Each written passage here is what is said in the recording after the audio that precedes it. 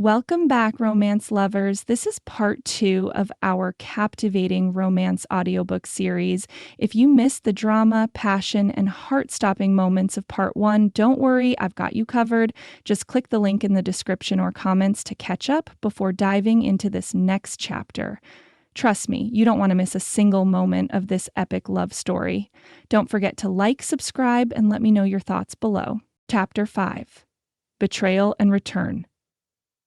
Morning light filtered through the canyon walls, painting the stone in shades of amber and rose that belied the coldness in Sophia's heart. The night had passed intense vigilance, but the riders they'd heard had merely scouted the perimeter before departing, likely Winchester's men checking whether their trap had succeeded, but unwilling to risk a confrontation without knowing the outcome. Sophia had insisted on taking the longer watch, allowing Caleb to rest while his fever gradually subsided.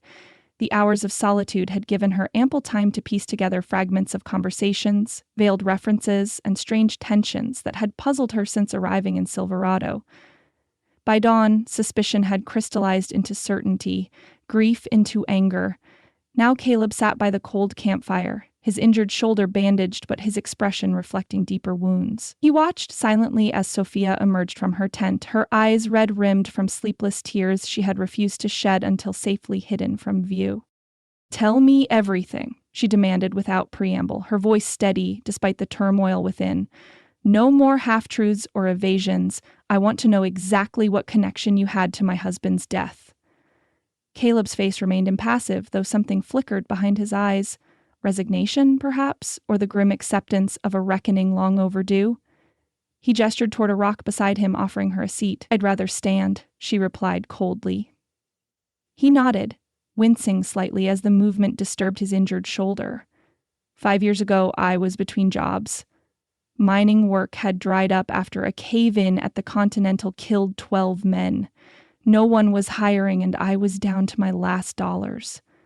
His voice was flat, stripped of emotion, as if recounting events that had happened to someone else. Winchester Mining Company was recruiting guides, men who knew the territory and could lead survey teams to promising locations. Sophia remained silent, arms crossed over her chest as if to hold herself together.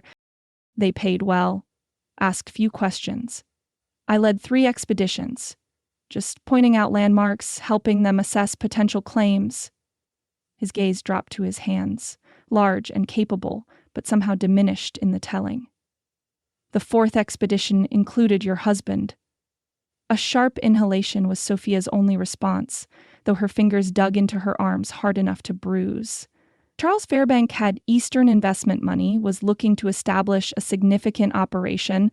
Winchester paired us specifically, said Charles had requested someone with actual mining experience rather than just a trail guide. Caleb paused, seeming to weigh each word. I liked him. Charles was educated, ambitious, treated me like a colleague rather than hired help. The casual use of her husband's given name struck Sophia like a physical blow, confirming the personal connection she had suspected but dreaded hearing confirmed. Winchester instructed me to lead the expedition to a particular canyon, claimed their surveys showed promising silver deposits. I had no reason to doubt him. Caleb's voice hardened. But I should have. The claim was worthless, trace minerals but nothing commercially viable. Meanwhile, Winchester's men were quietly buying up the adjacent property, which their surveys had actually identified as valuable. And Charles discovered the deception, Sophia said, the pieces falling into place with sickening clarity. Caleb nodded. He wasn't just a financier playing at mining. He knew geology, could read the land, recognized we'd been deliberately directed to worthless ground. His fingers curled into fists. He confronted Winchester directly when we returned to Boulder City. I wasn't present for the meeting, but that night, Charles sought me out, told me we'd been used as pawns in a fraudulent scheme. What did you do? Sophia's voice had dropped to barely above a whisper. Nothing. The self-loathing in that single word was palpable. Absolutely nothing. Told myself it wasn't my fight, that Charles could handle his own business affairs. Caleb stared into the distance, seeing not the canyon walls but the ghosts of his past. 3 days later, there was a mining accident at a shaft Charles had gone to inspect. By the time I reached him, he was already gone. Sophia swayed slightly, the confirmation of her suspicions providing no relief, only fresh pain. But you knew it wasn't an accident. Not immediately, but later. Rumors circulated. Winchester's men drinking too much, talking too freely. I pieced it together. They'd rigged the shaft to collapse when Charles entered. His eyes finally met hers, raw with long-carried guilt. I didn't know they planned to kill him when he discovered the fraud. I found him afterward, too late. The crack of Sophia's palm against his cheek echoed off the canyon walls like a gunshot. Caleb didn't flinch or raise a hand to the angry red mark blossoming on his skin, merely accepted the blow as justified punishment. "You're only helping me out of guilt," she accused, voice trembling with rage and betrayal. "Following me to the mine, protecting me from Winchester, all to assuage your conscience for my husband's death." "At first, yes," he admitted quietly. "When I recognized your name in Silverado, saw the watch that had been his, I thought perhaps fate was offering a chance to make amends in some small way. And then, but now," he reached toward her, stopping when she recoiled from his touch. "Sophia, what began as obligation changed into something I never expected. What I feel for you has nothing to do with Charles or guilt or the past." "Don't," the word sliced between them like a blade. "Don't you dare speak of feelings while confessing your role in making me a widow." Caleb fell silent, the muscle in his jaw working as he accepted her rejection without protest. "Take me back to town," she said, her voice devoid of emotion. "Our partnership is over. I want nothing further to do with you or this mine or anything connected to either." "Winchester won't stop," he began. "That is no longer your concern." She turned away, unable to bear the sight of him. This man who had held her, kissed her, made her believe in second chances while harboring such a devastating secret. "I'll make my own arrangements regarding Winchester and the claim." Caleb nodded once, the gesture containing both acceptance and regret. "As you wish." They broke camp in silence, their easy companionship replaced by rigid formality. For Sophia, each familiar movement, rolling blankets, saddling Penny, checking supplies, felt like a cruel reminder of intimacies now tainted by deception. The journey that had brought her such unexpected joy just days earlier now stretched before her like an ordeal to be endured. As they mounted their horses, Sophia cast one final glance at the partially collapsed mine entrance. The silver that had promised freedom now seemed cursed, bought with her husband's blood and her own shattered trust. Yet she would not abandon it. Charles had died for this claim, and Caleb had lied for it. She would reclaim it on her own terms, answerable to no one. Silverado received them with the casual indifference of a town accustomed to broken dreams and failed partnerships. If anyone noticed the rigid distance between Sophia and Caleb as they rode down the main street, no comments were made directly, but she felt the curious stares, heard the whispers that followed their progress. Caleb accompanied her as far as the hotel before raining thunder to a halt. "I'll have your belongings sent over," he said, his voice carefully neutral. "Is there anything else you require?" "Nothing from you," Sophia replied, dismounting without accepting his offered assistance. She paused, one hand on Penny's saddle, forcing herself to meet his gaze one final time. "I trust you'll honor our legal partnership regarding the claim, but I prefer to handle all matters through proper legal channels henceforth." Something like pain flashed across his features before the blacksmith's impassive mask descended once more. "You have my word." He touched his hat brim in a formal gesture of farewell. "Goodbye, Sophia." She offered no response, simply turned and walked away, her spine straight despite the weight of grief and betrayal pressing down upon her shoulders. That same afternoon, Sophia secured a small room above Haskell's general store, a cramped space with sloped ceilings and a single window overlooking the dusty main street. The accommodations were plain but clean, and more importantly, situated far from both the Silver Dollar and Caleb's smithy. Mrs. Haskell, a thin woman with kind eyes and a practical manner, asked no questions beyond whether Sophia preferred morning or evening use of the shared washroom. "Morning, if convenient," Sophia replied, grateful for the woman's discretion. "Figured as much. You look the type to face the day properly scrubbed." Mrs. Haskell handed over a heavy iron key. Rent's due Fridays. No gentlemen callers, no liquor, no coming in after 10 without prior arrangement. Otherwise, your business is your own.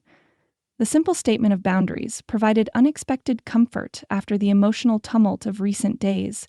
Sophia thanked her sincerely, then set about arranging her meager possessions in the new quarters. Clothes in the narrow wardrobe, Charles's watch placed in the small bedside drawer where she wouldn't have to see it, yet couldn't bring herself to discard. The following morning, she presented herself at the mining recorder's office, requesting the necessary forms to register her half of the claim under her maiden name. Fairbank claim? The clerk peered at her over wire-rimmed spectacles. Already registered jointly to yourself and Caleb Reeves. Need both signatures to make any changes. I'm aware of the legal status, she replied evenly. I merely wish to ensure my interest is properly recorded under my full legal name, Sophia Eleanor Weston Fairbank. The clerk shrugged, clearly indifferent to the subtle assertion of identity the change represented. He pushed the appropriate documents across the scarred wooden counter, explaining the filing fee and witnessing requirements with bored efficiency. As Sophia completed the paperwork, she felt a curious sense of reclamation. For years, she had been defined by her connection to men, daughter, wife, widow. Now, by this small act of bureaucratic assertion, she was establishing herself as an independent entity. The silver claim might be jointly owned, but her stake in it and her decisions regarding it would be hers alone. 3 days passed in a strange limbo of enforced solitude. Sophia avoided the main street during hours when Caleb might be visible at his forge. She took meals in her room or at the small cafe at the opposite end of town from his smithy. She rebuffed well-meaning inquiries from Jenny when the girl spotted her near the general store, and pretended not to notice Madame Rosa's assessing gaze when their paths crossed outside the post office. On the fourth evening, a polite knock at her door roused her from listless contemplation of mining development publications she'd ordered from Denver. Mrs. Fairbank, Mrs. Haskell called through the door, there's a gentleman to see you. Says it's regarding your mining interests. Sophia's heart gave a treacherous leap before common sense asserted itself. Caleb would never present himself as a gentleman, nor approach her so formally after their parting.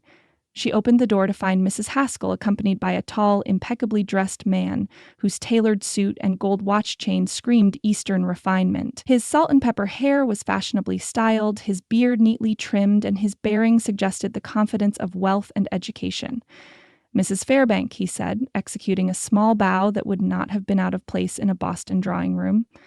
Theodore Hayes, representing Victoria Mining Company. I apologize for the unannounced visit, but I've only just arrived in your charming community and was eager to make your acquaintance. His manner was so at odds with Silverado's usual directness that Sophia found herself momentarily transported back to the social rituals of her previous life. How may I assist you, Mr. Hayes? May I? He gestured toward her room, requesting a more private conversation. Mrs. Haskell cleared her throat pointedly. Gentlemen callers to be received in the parlor only, as per our arrangement. Of course, Sophia agreed quickly. If you'll follow me, Mr. Hayes? The parlor, a generous description for the small sitting room adjacent to the Haskells' private quarters, offered minimal privacy but satisfied propriety. Once seated in the room's best chair, Hayes wasted no time on pleasantries. We've heard of your difficulties with Winchester Mining Company, he stated, his cultivated voice dropping to a confidential tone. Perhaps we could offer protection and resources to develop your claim properly. Victoria Mining has extensive operations throughout the territory, with the capital and expertise to ensure your discovery reaches its full potential. Sophia studied him carefully, suspicious of this timely offer. You seem remarkably well informed about my business affairs, Mr. Hayes. He smiled, the expression not quite reaching his gray eyes. Mining communities thrive on information, Mrs. Fairbank. News of exceptional silver deposits travels swiftly, as do reports of Winchester's aggressive business tactics. And Victoria Mining operates differently? We believe in partnerships rather than acquisitions, fair profit sharing rather than exploitation. He leaned forward slightly. We also believe in protecting our investments and partners from unscrupulous competitors. The oblique reference to Winchester's sabotage confirmed Hayes had indeed gathered detailed intelligence about her situation. Under normal circumstances, such surveillance might have alarmed her, but with Winchester's threat looming and her partnership with Caleb shattered, the prospect of powerful allies held undeniable appeal. "I'm not making any decisions regarding the claim at present," she said carefully. Hayes nodded, unsurprised by her caution. "Naturally, such important matters deserve thorough consideration." He withdrew a card from his waistcoat pocket, placing it on the small table between them. "I'm staying at the hotel for the remainder of the week. Perhaps you might do me the honor of dining with me tomorrow evening? We could discuss possibilities in a more comfortable setting." His refined manner reminded her powerfully of the society she had left behind, a world of subtle cues and careful negotiations rather than Silverado's blunt declarations. When he casually mentioned mutual acquaintances from back east, dropping names of Boston families she recognized, the connection to her former life seemed almost providential. "I believe I could arrange that," she found herself agreeing, a decision influenced as much by loneliness as business practicality. Hayes rose, offering a smile that transformed his rather austere features into something approaching handsome. "Excellent. Shall we say 7 o'clock?" As he took his leave with impeccable manners, Sophia felt a curious mixture of wariness and relief. The practical part of her recognized the convenience of Hayes's appearance. Too convenient, perhaps, to be entirely coincidental.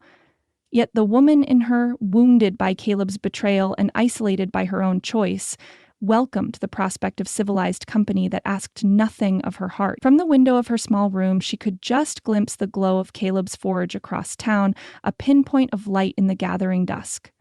She turned away resolutely, focusing instead on the business card in her hand, embossed with the Victoria Mining Company's elegant crest. Whatever game Winchester and Victoria Mining might be playing, she determined to learn the rules quickly and then rewrite them to her advantage. Charles had died for the silver hidden in those mountains. Caleb had lied for it. Now it was her turn to decide what price she was willing to pay for the independence it promised. The hotel restaurant had undergone a modest transformation for the evening. Checkered tablecloths had been replaced with plain white linen, mismatched crockery exchanged for the establishment's few matching sets, and a pair of silver candlesticks, likely borrowed from Mrs. Tolliver's personal collection, graced the best table near the window. Sophia suspected that Theodore Hayes had arranged these improvements with the judicious application of currency, buying the illusion of refinement in a town that generally disdained such pretensions. Sophia had taken similar pains with her appearance, donning her one merino wool with minimal trim that had survived the journey west relatively unscathed. She'd arranged her hair in a style reminiscent of her Boston days, though without a lady's maid, the effect fell somewhat short of her former elegance. Hayes rose as she entered, his appreciative glance suggesting her efforts had not been wasted. "Mrs. Fairbank, you look lovely this evening." "Thank you, Mr. Hayes." She accepted his assistance with her chair, noting the subtle but expensive cologne that clung to his immaculate suit, sandalwood and something spicier, entirely at odds with Silverado's usual bouquet of leather, sweat, and tobacco. The contrast between Hayes and the town's other inhabitants was all the more striking in these close quarters. His manicured nails, perfectly trimmed beard, and the silk handkerchief peeking from his breast pocket marked him as decidedly foreign to this rugged environment. Yet, unlike some Eastern visitors who seemed perpetually affronted by frontier conditions, Hayes displayed the confidence of a man comfortable anywhere, a chameleon adapting to his surroundings while remaining essentially unchanged. "I've taken the liberty of ordering a bottle of claret," he informed her as the waiter approached.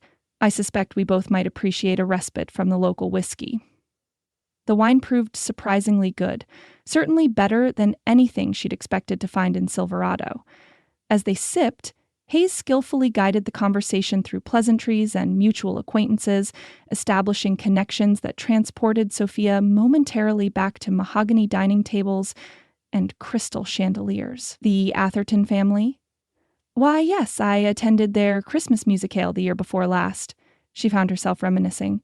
"Their daughter's pianoforte skills were much improved, though still requiring generous interpretation to be considered accomplished," Hayes added, with a conspiratorial smile. Sophia couldn't help returning his smile, surprised by the comfort of shared cultural touchstones. "You're very diplomatic, Mr. Hayes. A necessary quality in business," he replied, raising his glass in a small salute. "Speaking of which, I hope you'll permit me to discuss your mining interests more directly." She nodded, mentally bracing herself for the transition from social pleasantry to business negotiation. The waiter arrived with their meals, beefsteak prepared with uncharacteristic care, and actual vegetables rather than the ubiquitous bean. "I understand your claim is legally registered as a partnership with Caleb Reeves," Hayes began, his tone carefully neutral. "Yet you seem to be exploring development options independently." "Mr. Reeves and I have divergent views regarding the claim's future," Sophia replied with equal care. "While our legal partnership remains intact, we've agreed to pursue separate considerations." Hayes nodded thoughtfully. "A difficult situation, particularly given what appears to have been quite a close working relationship during your prospecting venture." The delicate emphasis made his implication clear, and Sophia felt heat rise to her cheeks. Not from embarrassment, but indignation at his presumption. "You seem very familiar with my circumstances, Mr. Hayes." "A good businessman does his research," he replied smoothly, cutting a precise piece of steak. "Victoria Mining prefers to understand all facets of potential partnerships before proceeding, including the personal lives of prospective partners." He dabbed his lips with his napkin, unperturbed by her directness. "Mining is not merely about geology and finance, Mrs. Fairbank. Human factors often determine success or failure more decisively than mineral content." His gray eyes held hers. "For instance, your late husband's map. A remarkable document that led you to substantial discovery. I'd be most interested in how it came into your possession." The question's casual delivery belied its calculated precision. Sophia set down her fork, studying Hayes with newfound wariness. "The map was concealed in my husband's pocket watch. His bequest to me upon his death. I discovered it quite by accident." "Fascinating." Something flickered in Hayes's expression, satisfaction perhaps, as if she'd confirmed a theory. "And Mr. Reeves recognized its significance immediately, despite the Dutchman's mine being considered largely mythical by most experienced prospectors?" "Mr. Reeves has extensive mining experience," she answered carefully, increasingly uncomfortable with his pointed queries. "Yes, he does," Hayes agreed, his smile not quite reaching his eyes. "Including his time with Winchester Mining Company, I believe." Sophia's wine glass froze halfway to her lips. Hayes couldn't possibly know about Caleb's confession regarding Charles's death, unless he had sources of information far more intimate than mere business intelligence. "You seem remarkably well informed about matters that are not common knowledge," she observed, setting down her glass untouched. Hayes spread his hands in a gesture of innocence that struck her as carefully rehearsed. "Mining communities generate gossip as readily as ore, Mrs. Fairbank, and Victoria Mining pays well for accurate information." The remainder of the meal passed in a delicate verbal sparring match. Hayes probed for details about the mine's location and characteristics, while Sophia provided responses just substantive enough to maintain his interest without revealing anything crucial. Throughout, she found herself increasingly unsettled by his familiarity with details that should have been private. The exact date she'd discovered the map, Caleb's reaction to entering the mine, even the basic layout of the claim site. "You mentioned your company might offer protection against Winchester's tactics," she said as dessert was served, a passable apple tart clearly imported from the larger settlement 30 miles south. "What exactly would such protection entail?" "Armed guards initially," Hayes replied. "Later, perhaps legal measures to counter any claims Winchester might fabricate regarding prior rights to the territory." He leaned forward slightly. "We'd also expect to station representatives at the site during development, to protect our investment in your interests naturally." "Naturally," Sophia echoed, the sweet dessert suddenly tasting like ashes in her mouth. The arrangement Hayes described sounded less like partnership than appropriation, a genteel version of Winchester's more direct tactics, but with the same ultimate goal of controlling her claim. As the evening drew to a close, Hayes escorted her to the hotel's entrance. "I hope you'll consider Victoria Mining's interest favorably," he said, taking her hand. "We could provide security and prosperity far beyond what an independent operator might achieve, particularly a lady in your unprotected circumstances." The subtle emphasis on her vulnerability raised Sophia's hackles, though she maintained her composed expression. Hayes raised her hand to his lips in a courtly gesture that should have seemed merely polite. Yet as his lips brushed her skin, she suppressed a shiver of distaste rather than appreciation. "You've given me much to consider, Mr. Hayes. Thank you for a lovely evening." From across the street, partially obscured by shadow, a familiar figure observed the exchange. Though distance prevented Sophia from discerning Caleb's expression clearly, the rigid set of his shoulders conveyed his reaction to Hayes's gallantry. For a moment, their eyes met across the dusty expanse that separated them, a connection both painful and electric in its intensity. Then Caleb turned abruptly, disappearing into the darkness beyond the smithy's glow. Hayes, following her gaze, noted the exchange with evident interest. "Ah, Mr. Reeves appears to maintain a watchful eye despite your divergent views." His tone conveyed amusement tinged with something harder. "How fortunate to have such concerned associates." Before Sophia could formulate a suitable response that wouldn't reveal her conflicted emotions, Hayes bowed slightly. "I'll call tomorrow to discuss specific arrangements. Good evening, Mrs. Fairbank." As he strode back into the hotel, Sophia exhaled slowly, feeling as though she'd just completed an exhausting performance rather than a simple dinner engagement. She descended the hotel steps, eager for the cool night air to clear her thoughts. Handsome devil, that one. The voice emerged from the shadows beside the hotel porch, startling Sophia badly enough that she nearly stumbled on the bottom step. Smooth as fresh cream and twice as rich. Madame Rosa materialized from the darkness, elegant as always in a burgundy dress that managed to be both respectable enough for streetwear, yet unmistakably suggestive of her profession. Her silver-streaked black hair was arranged in an elaborate coiffure that somehow withstood the evening breeze, and her dark eyes missed nothing as they assessed Sophia's reaction. "Madame Rose, I didn't see you there." "That was rather the point, dear." The older woman fell into step beside Sophia as naturally as if they'd arranged to meet. "I make it my business to observe without being observed, particularly when Victoria Mining comes to town wearing $500 suits and smiles that never touch their eyes." Sophia glanced sidelong at her unexpected companion. "You seem to share Mr. Hayes's habit of taking interest in others' affairs." "With one crucial difference," Rosa countered, her voice carrying the faint musical accent of her Spanish heritage. "I'm not trying to separate you from your silver claim." The blunt assessment stopped Sophia mid-stride. "What makes you think that's his intention?" Rosa's throaty laugh held no humor. "Child, men like Theodore Hayes don't come to backwater towns like Silverado to court widows for their conversation, no matter how charming. They come for profit, pure and simple."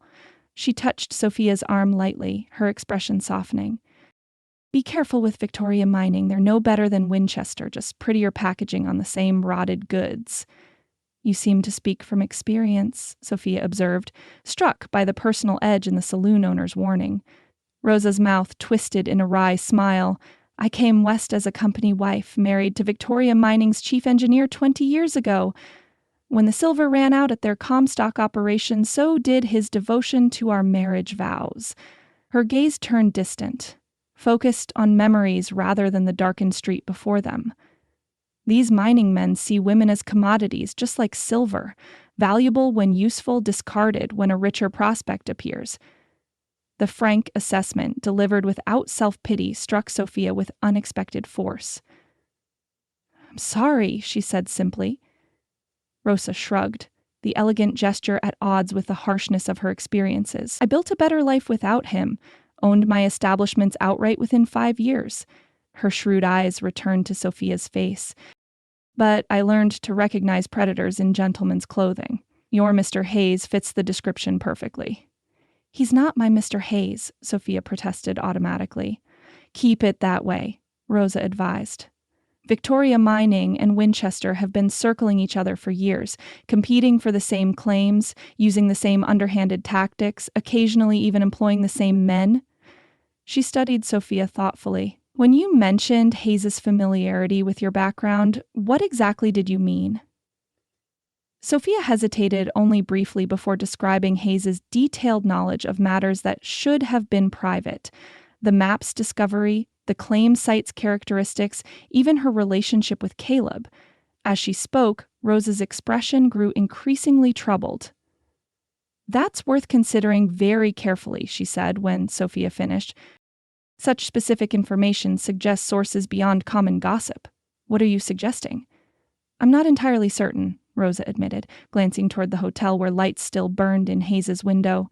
"But I've found that when a man knows more than he should, there's usually a connection you haven't yet discovered, and rarely one that works in your favor."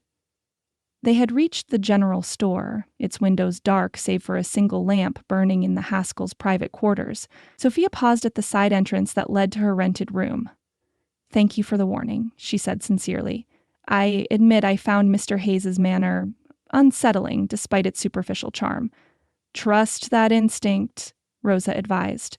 "A woman's intuition is often her best protection in a world where men make the rules." She reached into her small handbag, withdrawing a derringer barely larger than her palm, though a loaded pistol runs a close second. Before Sophia could protest, the saloon owner pressed the small weapon into her hands. "Keep it close, especially if you decide to continue exploring your options with Victoria Mining. It's already loaded. Just cock and pull the trigger if necessary."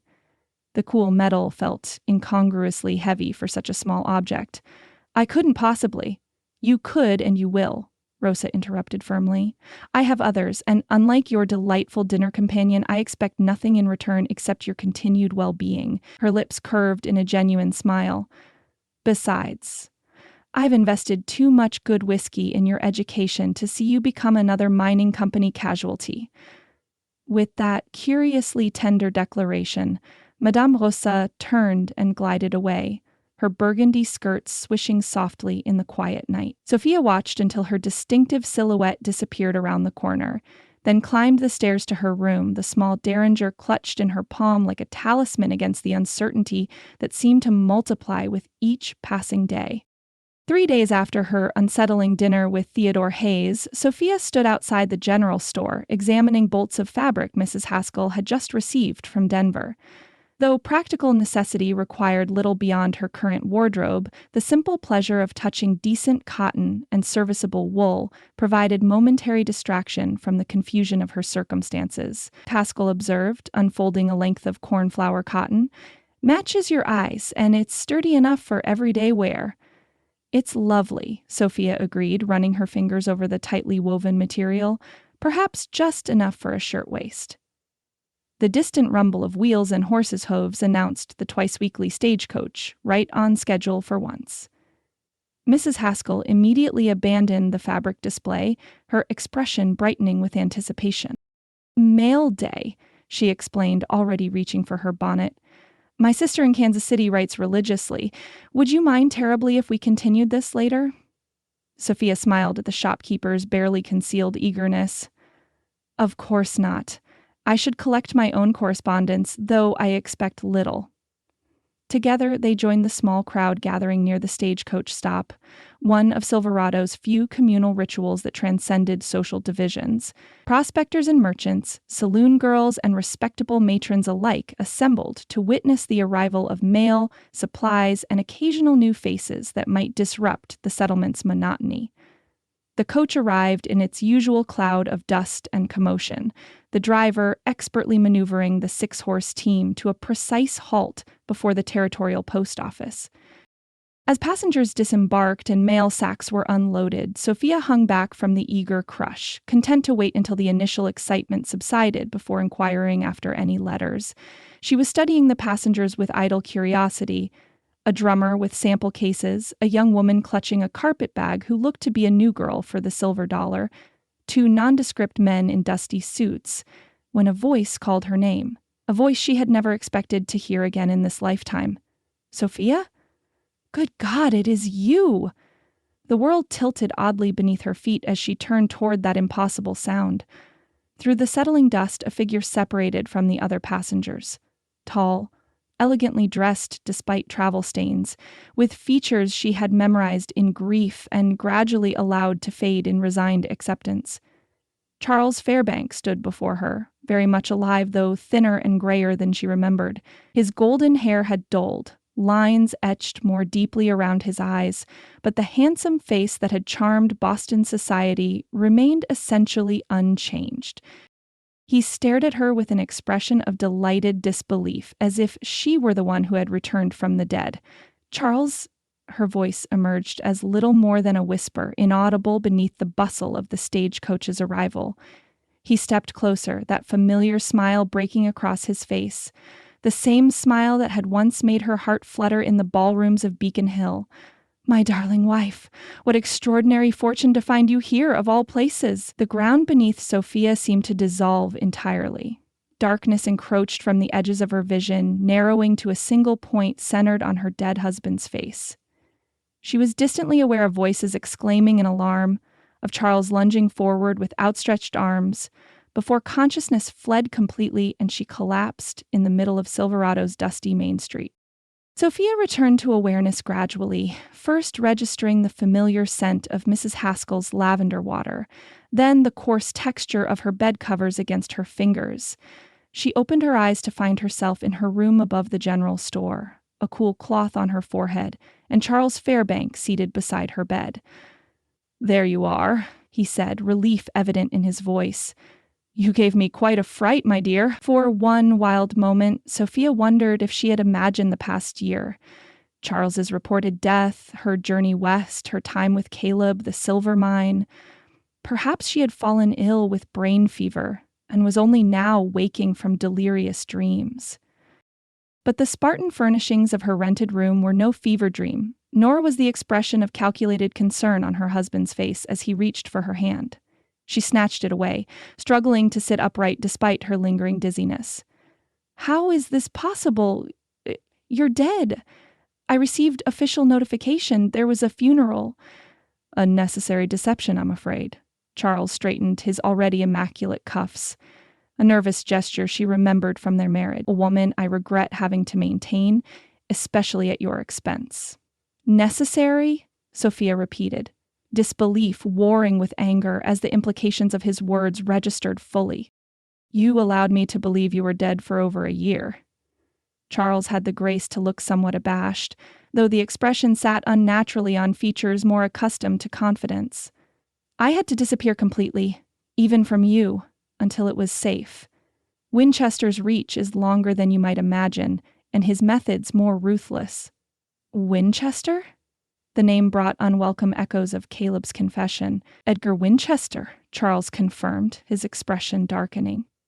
"Surely you've encountered him here in Silverado.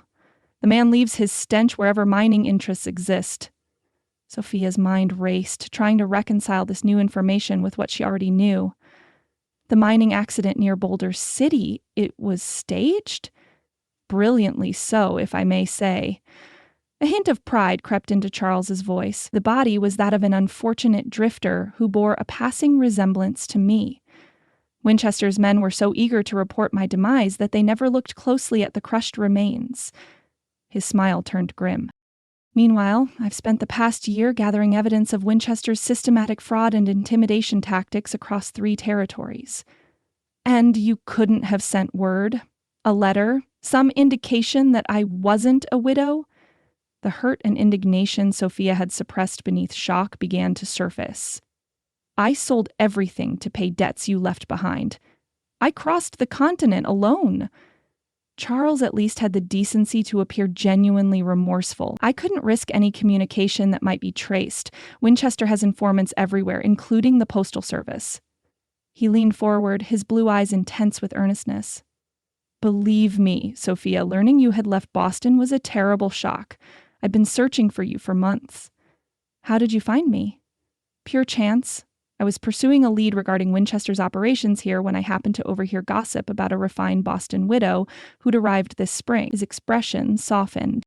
"I could scarcely believe my fortune." Sophia studied him, noting subtle changes beyond the premature gray in his hair, a new wariness in his gaze, a tension in his posture that suggested constant vigilance.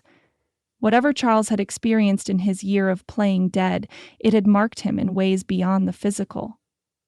"The pocket watch," she said suddenly. "Your bequest to me contained a map to a silver mine." Charles's expression brightened. "You found it. I always intended you to find it. It was my insurance policy, a way to secure our future regardless of how my campaign against Winchester concluded. You knew about the Dutchman's mine? I encountered the Dutchman himself in his final days, nursed him through mountain fever in exchange for the location of his strike. Charles's eyes gleamed with excitement. Tell me, did you follow the map? Did you locate the mine? Sophia hesitated, suddenly wary of revealing too much. Yes, with assistance. Caleb Reeves, I presume? At her startled look, Charles smiled knowingly. Silverado has a rather active gossip network. I made inquiries while you were unconscious. The thought of Charles casually discussing her with the townspeople, perhaps even learning of her journey with Caleb and all it had entailed, sent heat flooding to Sophia's cheeks. Before she could formulate a response, Charles continued, I bear no ill will toward Reeves, despite his former association with Winchester. From what I gather, he's been protective of your interest. His tone was magnanimous, as if granting permission for something that required none. Though I'm certain my return alters the situation considerably, something in his phrasing, the casual assumption of control, struck a discordant note. The Charles she remembered had always been confident to the point of arrogance, but this calculated assessment of her affairs suggested something colder. There's more you should know, my dear, he continued, reaching for the locket that hung at her throat, her mother's locket, containing a miniature portrait she had treasured since childhood. Your mother's keepsake. It holds Silver's portrait, doesn't it? Sophia's hand instinctively covered the locket, protecting it from his touch. How could you possibly know that? Because I've seen Henry Silver. The resemblance is unmistakable, particularly around the eyes. Charles smiled triumphantly. Your mother's true love, who abandoned her. He's Silverado's founder and principal mine owner, and you, my dear, are his only heir. The revelation struck Sophia with physical force. She had never known her father's identity. Her mother had taken that secret to her grave, speaking only of a great love lost to circumstance. The miniature portrait in the locket had been her only clue, a handsome face with eyes startlingly similar to her own. That's not possible, she whispered. Though, even as she protested, pieces fell into place with sickening clarity. Hayes's pointed interest in her background, Winchester's determination to control her claim, the strange sense of familiarity she'd felt upon seeing Silverado's grand house on the hill where Henry Silver reportedly lived in reclusive wealth. I assure you it's not only possible but certain. I confirmed it before my untimely demise. Charles' expression turned calculating. Silver abandoned your mother when she was with child. You. He never acknowledged her claims nor provided a penny for your upbringing. Yet by law, as his only blood relative, you stand to inherit his considerable holdings upon his death. Sophia's mind reeled with implications too numerous and complex to process immediately. How did you discover this? Your mother's letters? At her confused expression, Charles explained, Among your father's papers, your legal father, that is, I found correspondence from your mother to Henry Silver, quite passionate appeals for him to recognize his responsibilities, all apparently unanswered. The casual revelation that Charles had read such private documents, had known this explosive truth throughout their marriage without sharing it, added another layer to her growing sense of betrayal. This is why you married me, she said slowly, the realization crystallizing with devastating clarity. Not for my family name or connections, but because of my connection to Silver. I married you because you were beautiful, accomplished, and would make an excellent partner in all my endeavors, Charles countered smoothly. Your potential claim to Silver's fortune was merely an advantageous circumstance I intended to leverage at the appropriate time. The practiced charm of his response only confirmed her suspicion. Before she could confront him further, Charles shifted topics with practiced ease. We have a remarkable opportunity before us, Sophia. With your claim to both the Dutchman's mine and Silver's empire combined with my evidence against Winchester, we could reshape mining interests throughout the territory. His eyes gleamed with ambition barely contained. Theodore Hayes and Victoria Mining have approached you, I understand. They could provide the necessary backing to press your claims legally and financially. How do you know about Hayes? Sophia asked sharply. Charles waved a dismissive hand. As I said, Silverado talks. The point is, we're perfectly positioned to leverage your birthright against Winchester and Silver simultaneously. As he outlined his grand vision, legal actions against Silver to force recognition of her inheritance claims, partnerships with Victoria Mining to develop the Dutchman's mine, strategic alliances with territorial officials, Sophia found herself watching him with newfound clarity. The handsome, charming man who had courted her in Boston now revealed himself as a sophisticated schemer, whose plans had always included her as a pawn rather than a partner. Feeling overwhelmed by revelations that had upended her world for the second time in a week, Sophia pleaded exhaustion. I need time to absorb all this, Charles. It's been quite a shock. Of course, my dear. He rose gallantly, brushing a formal kiss across her forehead. Rest now. We'll continue our discussion tomorrow when you're feeling stronger. As he gathered his hat and gloves, Sophia didn't notice how Charles's eyes calculatingly assessed the room, noting the small derringer on her bedside table, the quality of her few possessions, the mining documents partially visible beneath a book. His gaze was that of a man inventorying assets rather than a husband concerned for his wife's comfort. I've taken a room at the hotel, he informed her. Propriety demands separate accommodations until we've had time to reacquaint ourselves. His smile held a promise that once would have thrilled her, but now left her cold. Sleep well, my dear. Tomorrow begins a new chapter in our shared adventure. After the door closed behind him, Sophia remained motionless, staring at the ceiling as tears leaked silently from the corners of her eyes. Not tears of joy at her husband's miraculous return, nor even tears of anger at his calculated deception. These were tears of mourning, for the simple clarity of purpose she had briefly found with Caleb, now hopelessly complicated by Charles's return and the tangled web of secrets he had brought with him. The small derringer Rosa had given her gleamed dully in the fading light, a reminder that in this world of miners and claims and ruthless ambition, a woman needed more than tears to protect what was hers. Whether silver veins beneath the earth or the fragile hope of genuine love she had glimpsed in Caleb's arms. Chapter 6. Truth and Gunsmoke. Silver Manor crowned the highest hill overlooking Silverado, its white-painted columns and wide verandas, an incongruous echo of southern plantation architecture transplanted to the harsh western landscape. As Sophia guided Penny up the winding drive, she fought to calm her racing heart. 2 days had passed since Charles's impossible return, 2 days of avoiding both her resurrected husband and the blacksmith whose betrayal had preceded this latest upheaval. But avoidance solved nothing. If Charles spoke truth about her parentage, and her instincts suggested he did, despite his many other deceptions, then the austere mansion before her contained answers she could no longer postpone seeking. A livered servant answered her knock, his expression shifting from polite inquiry to barely concealed disdain as he assessed her modest attire. Mr. Silver receives visitors by appointment only, he informed her, already beginning to close the heavy oak door. Sophia planted her boot firmly in the gap. Inform Mr. Silver that Mrs. Fairbank requests a brief audience on a matter of family business. She met the servant's startled gaze steadily. Tell him it concerns Elizabeth Weston. The name worked like a charm, though not the one the servant expected. His eyes widened, and he stepped back, gesturing her into a marble-floored foyer that would not have looked out of place in Boston's finest homes. Wait here, he instructed, his tone considerably more respectful. Left alone, Sophia studied her surroundings with keen interest. The furnishings spoke of wealth confidently displayed. Imported carpets, oil paintings in gilded frames, a grandfather clock that chimed the quarter hour with Westminster precision. Yet, despite these trappings of civilization, something felt hollow about the grandeur, as if the house existed as monument rather than home.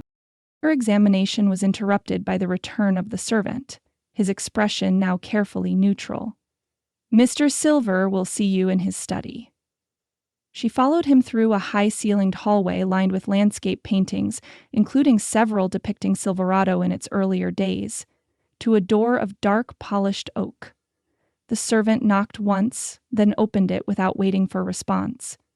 "Mrs. Fairbank, sir," he announced, then withdrew, leaving Sophia on the threshold of a room that smelled of leather, tobacco, and power.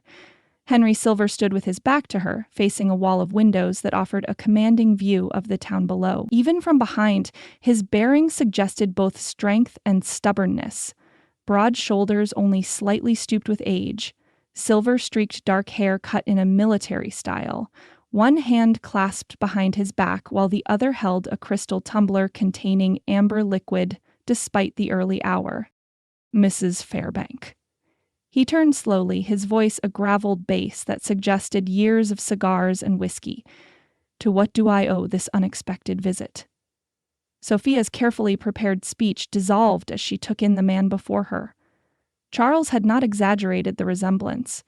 Henry Silver's eyes were exactly her own, not merely in their unusual shade of blue, but in their shape and the manner in which they assessed her, cool and analytical. The recognition was clearly mutual. Silver's glass halted halfway to his lips as he stared at her with growing consternation.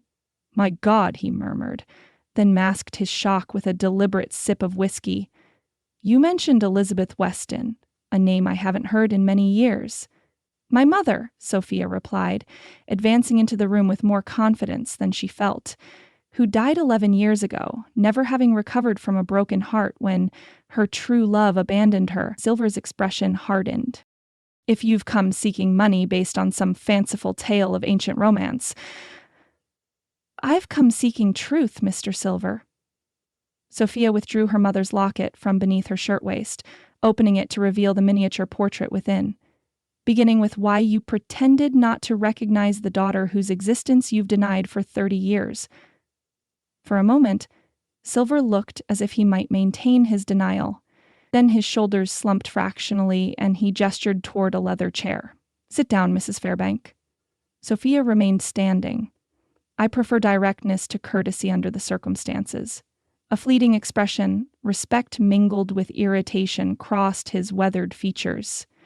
"As you wish." He moved to a massive oak desk, but didn't sit behind it, choosing instead to lean against its edge, a position that minimized the height difference between them. "What exactly do you want from me?" "Answers? Beginning with whether you deny I'm your daughter." Silver studied her face with uncomfortable intensity. "You have your mother's chin, her hands, but yes, those are my eyes staring back at me." He set down his glass with deliberation.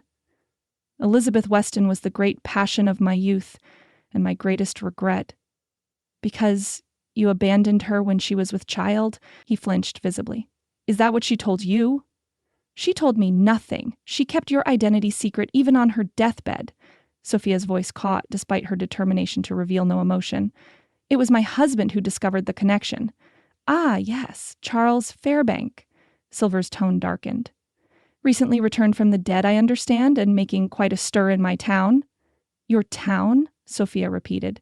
"Is that how you view Silverado? As your personal kingdom?" "I built it from nothing," Silver replied without apology. 30 years ago, this was Apache territory with a few desperate prospectors trying their luck. I discovered the first major strike, established the initial claims, brought in investors, created employment." He gestured toward the window and the settlement below. "Every building you see exists because of my vision and determination." "How fortunate for Silverado," Sophia observed coldly. "Less fortunate for the child you abandoned." Silver turned away, his profile rigid with suppressed emotion. "Elizabeth wrote that she had lost the baby, after I'd made it clear I wouldn't return east to marry her." He glanced back at Sophia, his eyes haunted. "By then, I'd already established my first successful mine. Had I known—" "Would it have changed anything?" Sophia pressed. "Would you have claimed me as your daughter? Provided for us?" The silence that followed provided answer enough. "Another of your mines built on deception, Mr. Silver," she said, bitter disappointment coloring her words. Before he could respond, a discreet knock interrupted them. The servant reappeared, his expression suggesting distaste for his own interruption. "Beg pardon, sir. Mr. Hayes from Victoria Mining is here for your 10 o'clock appointment. Silver's reaction was immediate and striking, recognition followed by alarm that he quickly masked behind a businessman's composure. Show him to the blue parlor. I'll be there shortly. The servant withdrew, but the damage was done. Sophia had seen enough to confirm her growing suspicions about the connection between Hayes, Victoria Mining, and the man who now revealed himself as her father.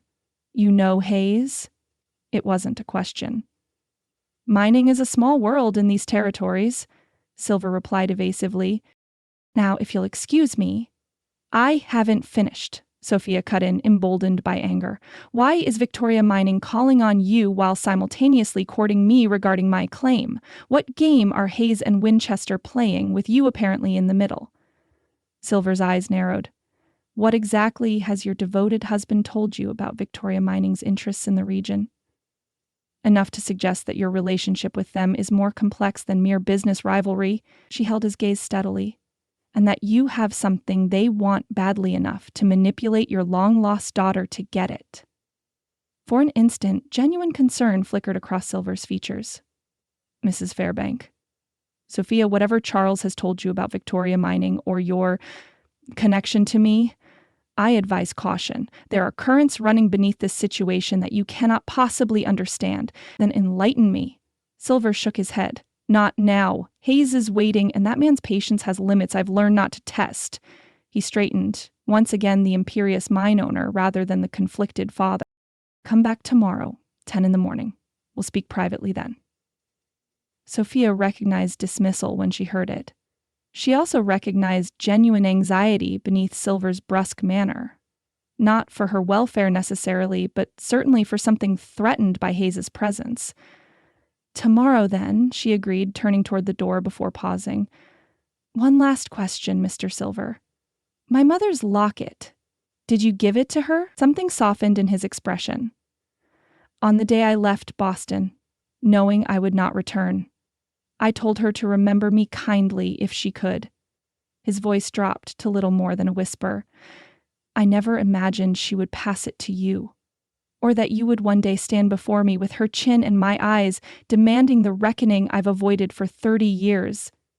Sophia nodded once, the simple gesture acknowledging what words could not adequately express. Then she departed, leaving Henry Silver staring after her, whiskey forgotten in his hand. Caleb's hammer struck the glowing iron with such force that sparks scattered like angry fireflies across the smithy floor. Each blow rang with precision, despite the unusual intensity, transforming shapeless metal into purposeful form through sheer will and skill.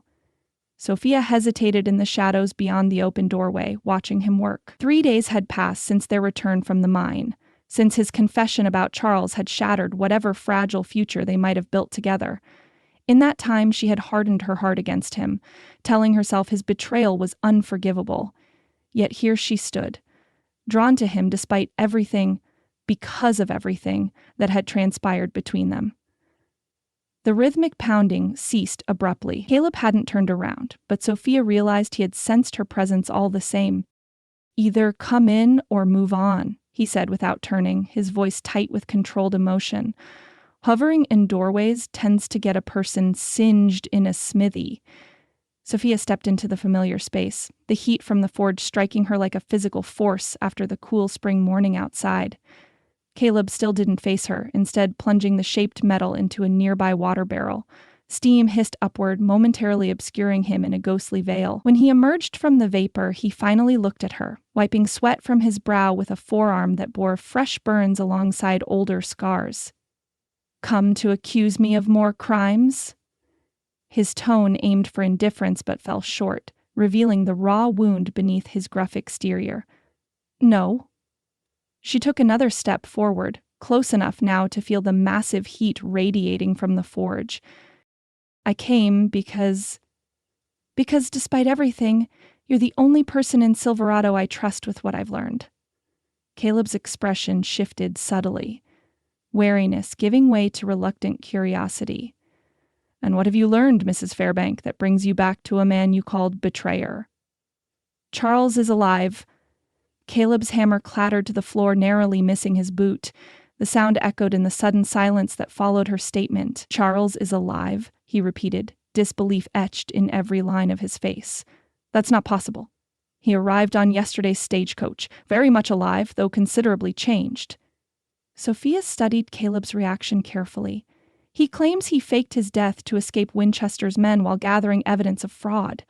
Shock, confusion, and something darker battled across Caleb's features. "It can't be him," he said with quiet certainty. "Charles Fairbank is dead. Why? Because Winchester's men killed him?" Sophia challenged. "Because I buried him myself," Caleb replied grimly, his voice dropping to little more than a whisper. Or someone who looked exactly like him.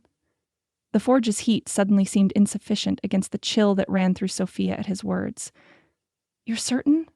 It was truly Charles you buried, as certain as one can be when a mine shaft has collapsed on a man." Caleb's eyes held hers, unflinching in their sincerity. "I dug through the rubble with my bare hands, Sophia. The face was damaged, but it was him. I'd spent weeks guiding him through mining territory. I knew his build, his clothing, his signet ring." He swallowed hard. "I wrapped him in his own blanket and buried him myself when the company men were too busy securing the claim to bother with proper arrangements." Sophia's mind raced, trying to reconcile Caleb's certainty with the man who had sat beside her bed the previous day, a man whose mannerisms, memories, and intimate knowledge of their marriage left no doubt he was Charles Fairbank. "He knows things only Charles could know," she said slowly. "About our life in Boston, about my mother's locket," she touched the item in question, still hanging at her throat. "He claims Henry Silver is my father, and when I confronted Silver this morning, he all but confirmed it." Caleb stared at her, clearly struggling to process this cascade of revelations. "Silver is your father? The Henry Silver?" "Apparently." A humorless laugh escaped her. "Charles revealed this connection as if bestowing a gift. The identity of the father who abandoned my mother before I was born. He suggests we use this relationship to press claims against Silver's mining empire while partnering with Victoria Mining." Victoria Mining. Caleb spat the name like a curse. "They're involved in this too?" "Theodore Hayes has been courting my business," Sophia confirmed. "And when I was at Silver's mansion this morning, Hayes arrived for a meeting that clearly alarmed my newfound father." Caleb's jaw tightened as he reached for a rag to wipe his hands, his movements deliberate as he processed the implications. Winchester, Victoria Mining, Silver, and now a man claiming to be your dead husband? He shook his head. Too many coincidences surrounding one Silver claim. "Which suggests it's not coincidence at all," Sophia concluded. Their eyes met in shared understanding, the connection between them reasserting itself despite the barriers of betrayal and hurt that had separated them. "We need to determine who this man really is," Caleb said, crossing to a workbench where he extracted a worn leather journal from beneath a stack of order forms. "And what game Winchester and Victoria are playing." He opened the journal, revealing meticulous drawings of the territory surrounding Silverado. "More importantly, we need to understand why your silver claim suddenly has 3 powerful interests converging on it simultaneously." "Our claim," Sophia corrected softly. Whatever Caleb's past transgressions, they remained legal partners, and perhaps, she was beginning to realize, something more enduring than either of them had anticipated. The ghost of a smile touched his lips, there and gone so quickly she might have imagined it. "First things first," he said, all business now despite the warmth that had briefly illuminated his eyes. "Tell me everything. Every detail about this man claiming to be Charles, every word exchanged with Silver, everything Hayes has said or implied about Victoria Mining's interests." As Sophia began her account, she felt an odd sense of homecoming. Not to a place, but to the unspoken trust that had developed between them during their journey to the mine. For all his flaws and past mistakes, Caleb Reeves was the one fixed point in her increasingly unstable world, the one person who had never pretended to be anything other than what he was, even when the truth cast him in unflattering light. The irony wasn't lost on her that she now turned to the man who had once betrayed her husband to determine whether the husband himself might be the greatest betrayal of all. Caleb pulled a weathered leather portfolio from beneath a loose floorboard near his forge, a hiding place that spoke volumes about his caution and preparedness. The heat in the smithy had intensified as the morning advanced, causing beads of perspiration to gather along Sophia's temple. She brushed them away impatiently, her attention fixed on Caleb's grim expression as he extracted several folded documents. "After you left," he explained, spreading the papers on his workbench, "I couldn't accept that everything about Winchester's operation had been as it seemed. Men like that don't operate in isolation. They have connections, investors, political protection." His calloused fingers sorted through the documents with surprising delicacy. "I've spent the past 3 years tracking every paper trail I could find." Sophia leaned closer, examining what appeared to be copies of corporate registries, property deeds, and financial statements. "How did you obtain these?" A hint of wry humor touched Caleb's mouth. "Let's just say I've developed friendships with courthouse clerks and banking secretaries across 3 territories. Amazing what information becomes available when you repair a broken stove in winter or fix a jammed door without charging extra. Blacksmith by day, detective by night." Despite the gravity of their situation, Sophia couldn't help the small smile that curved her lip. "More like persistent nuisance who refuses to forget a debt." His expression sobered as he pulled a particular document forward. "This is what I found 6 months ago. Charles Fairbank's signature on Victoria Mining's incorporation papers from 1867, 4 years before his supposed death." Sophia studied the bold, flowing signature she recognized all too well from countless letters and documents during their marriage. Worked for Victoria Mining while simultaneously investigating Winchesters? Not investigating. Caleb tapped another document. Competing. "Look here. Charles appears on Winchester Mining Company's payroll in 1869, then again on Victoria's in 1870. The same pattern appears with at least 3 other agents moving between the companies." His dark eyes met hers. "Victoria and Winchester are rival fronts for the same Eastern investors. They play towns against each other, manipulating claims and lives, creating the illusion of competition while consolidating holdings under shared ownership." "That's..." Sophia struggled to comprehend the scale of deception. "That's monstrous." "It's business," Caleb replied flatly. "The kind that builds empires and railroad fortunes while treating miners' lives as expendable resources. I've seen it before. Just never this elaborate or long-running." Sophia's mind raced, assembling this new information with everything she'd learned since discovering the map. So Charles never truly worked against Winchester. They were ultimately serving the same masters. "Different departments of the same operation," Caleb confirmed, "and your discovery of the map presented them with an unexpected opportunity." Understanding dawned with sickening clarity. "Charles manipulated our partnership from the beginning. He ensured I'd find the map, knowing I'd need help to follow it. And conveniently, you found yourself in a town where I was established, a man with mining experience and a grudge against Winchester." Caleb's jaw tightened. "Together, we verified the mine's value while Charles remained seemingly uninvolved, preserving his cover with both operations. But why the elaborate charade? Why fake his death at all?" "To prevent any connection between him and the Dutchman's claim." Caleb began pacing the small area behind his workbench, the habit of a mind working through complicated calculations. If Charles Fairbank discovered the map and pursued it directly, questions would arise about his company connections. But if his widow found it accidentally, years later, he spread his hands, the logic self-evident. "And I played my part perfectly," Sophia said bitterly. "The destitute widow, desperate enough to seek help from a man like you, naive enough to trust in silver dreams." "We both did exactly as they anticipated." Caleb's voice held no recrimination, only a weary acceptance of how thoroughly they'd been manipulated. "The question remains, why you specifically? Why marry you in Boston, maintain the charade for years, only to resurface now?" Sophia's fingers went instinctively to her mother's locket. "My potential connection to silver," she suggested. "Though I don't think he originally knew for certain. Perhaps he suspected, investigated, confirmed it during our marriage." "It would explain his miraculous return now, when you've not only found the mine but established yourself in Silverado, silver's domain." Caleb nodded thoughtfully. With you as Silver's daughter and legal heir, controlling you means eventually controlling everything.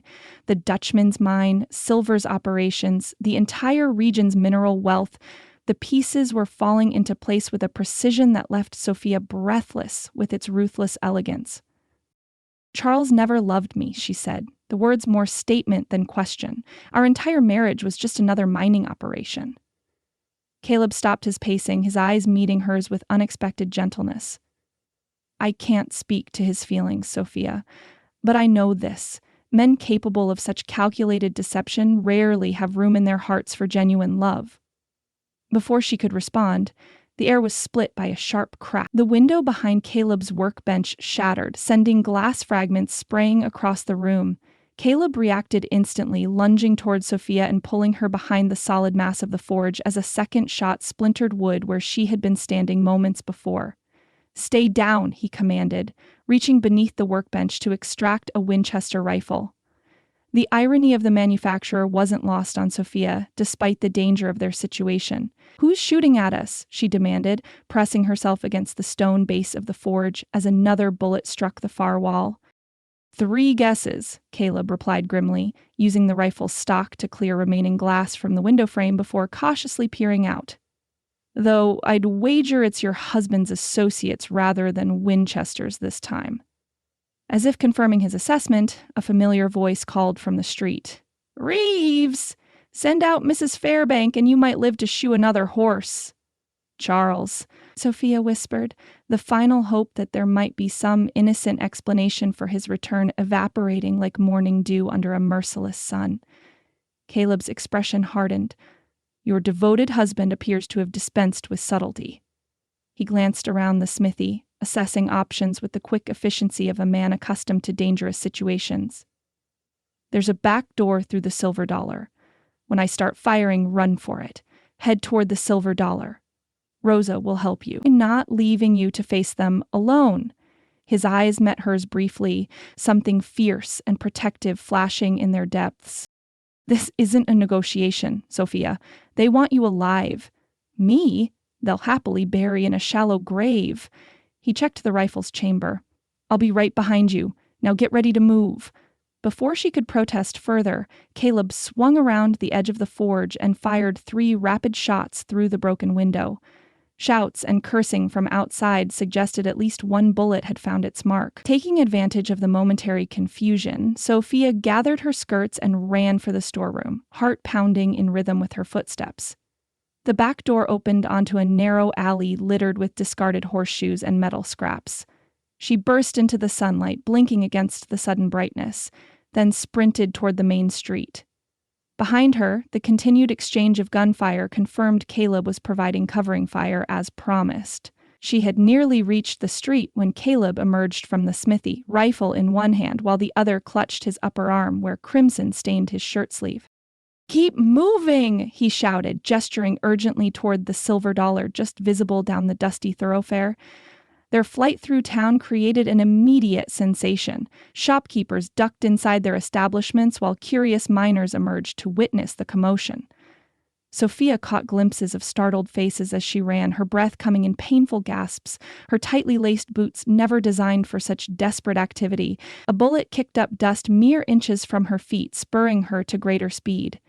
Glancing back, she saw 4 men in pursuit, Hayes among them, his refined attire incongruous alongside the rough appearance of his companions. Of Charles, there was no sign, though she had no doubt he was orchestrating this pursuit from a safer vantage point. The silver dollar's batwing doors loomed ahead, promising sanctuary if they could reach it. Madame Rosa appeared on the porch, immediately assessing the situation with experienced eyes. She disappeared briefly inside, returning with a shotgun that she discharged into the air with a thunderous boom. "That's far enough, boys," she called to the pursuers, her voice carrying the unmistakable promise that her next shot would have a more specific target. "This is my establishment, and I don't recall inviting you to visit." The diversionary tactic gave Sophia and Caleb the crucial seconds needed to reach the saloon's entrance. Rosa gestured them inside with a jerk of her head, keeping the shotgun trained on Hayes and his men, who had halted their pursuit at a cautious distance. "This isn't your concern, Rosa," Hayes called, his cultured voice at odds with the threat it conveyed. "We're simply retrieving Mrs. Fairbank for her concerned husband." "Any woman running from men with guns becomes my concern," Rosa replied evenly. "Especially when those men start shooting up my town without proper introduction. Seems downright uncivilized." Inside the saloon, Sophia paused to catch her breath while Caleb secured the doors. Despite the early hour, several customers occupied tables, watching the unfolding drama with the avid interest of men starved for entertainment. "Upstairs," Rosa commanded, joining them after backing through the doorway, shotgun still at the ready. "Jenny, watch the front!" The freckle-faced girl nodded nervously, taking up position near a window with a small derringer similar to the one Rosa had given Sophia.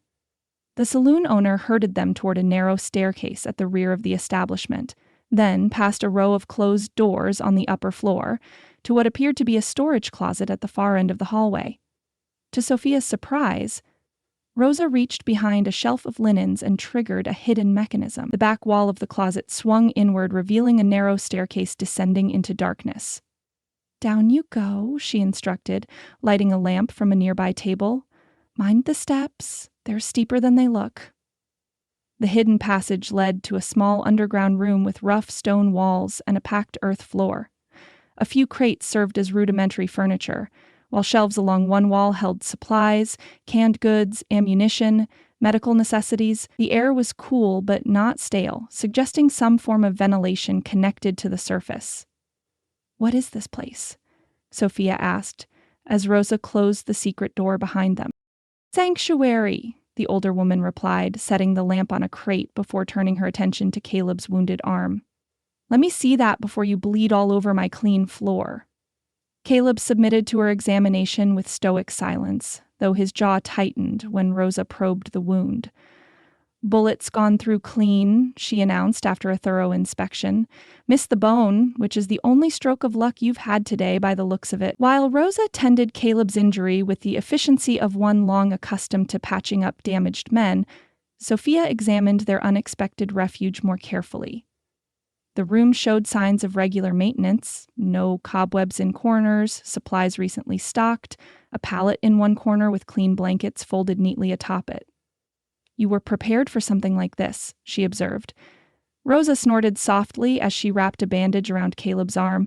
"Child, you don't survive 30 years in frontier saloons without preparing for every manner of trouble. Men with guns and questionable intentions are as common as dust in these parts."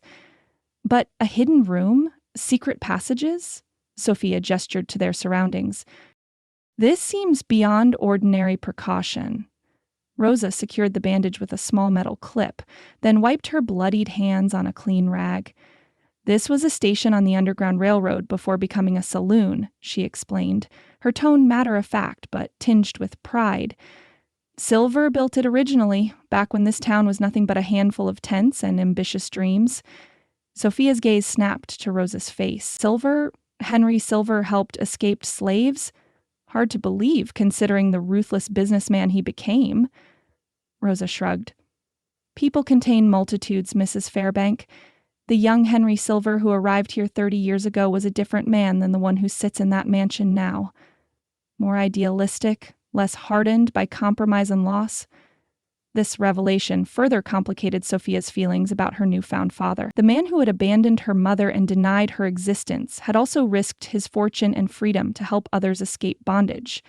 The contradiction seemed impossible to reconcile. "How long can we stay here?"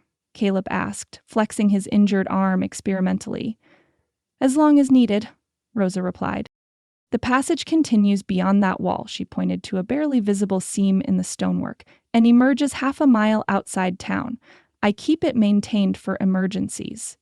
"Such as harboring fugitives from mining company thugs?" Sophia suggested. Rosa's painted lips curved in a wolfish smile. "Among other worthy causes? Now, while we wait for those gentlemen outside to grow bored or drunk enough to become careless, perhaps you'd care to explain exactly why Charles Fairbank and Theodore Hayes seem so determined to reclaim you, preferably with Caleb Reeves conveniently deceased in the process."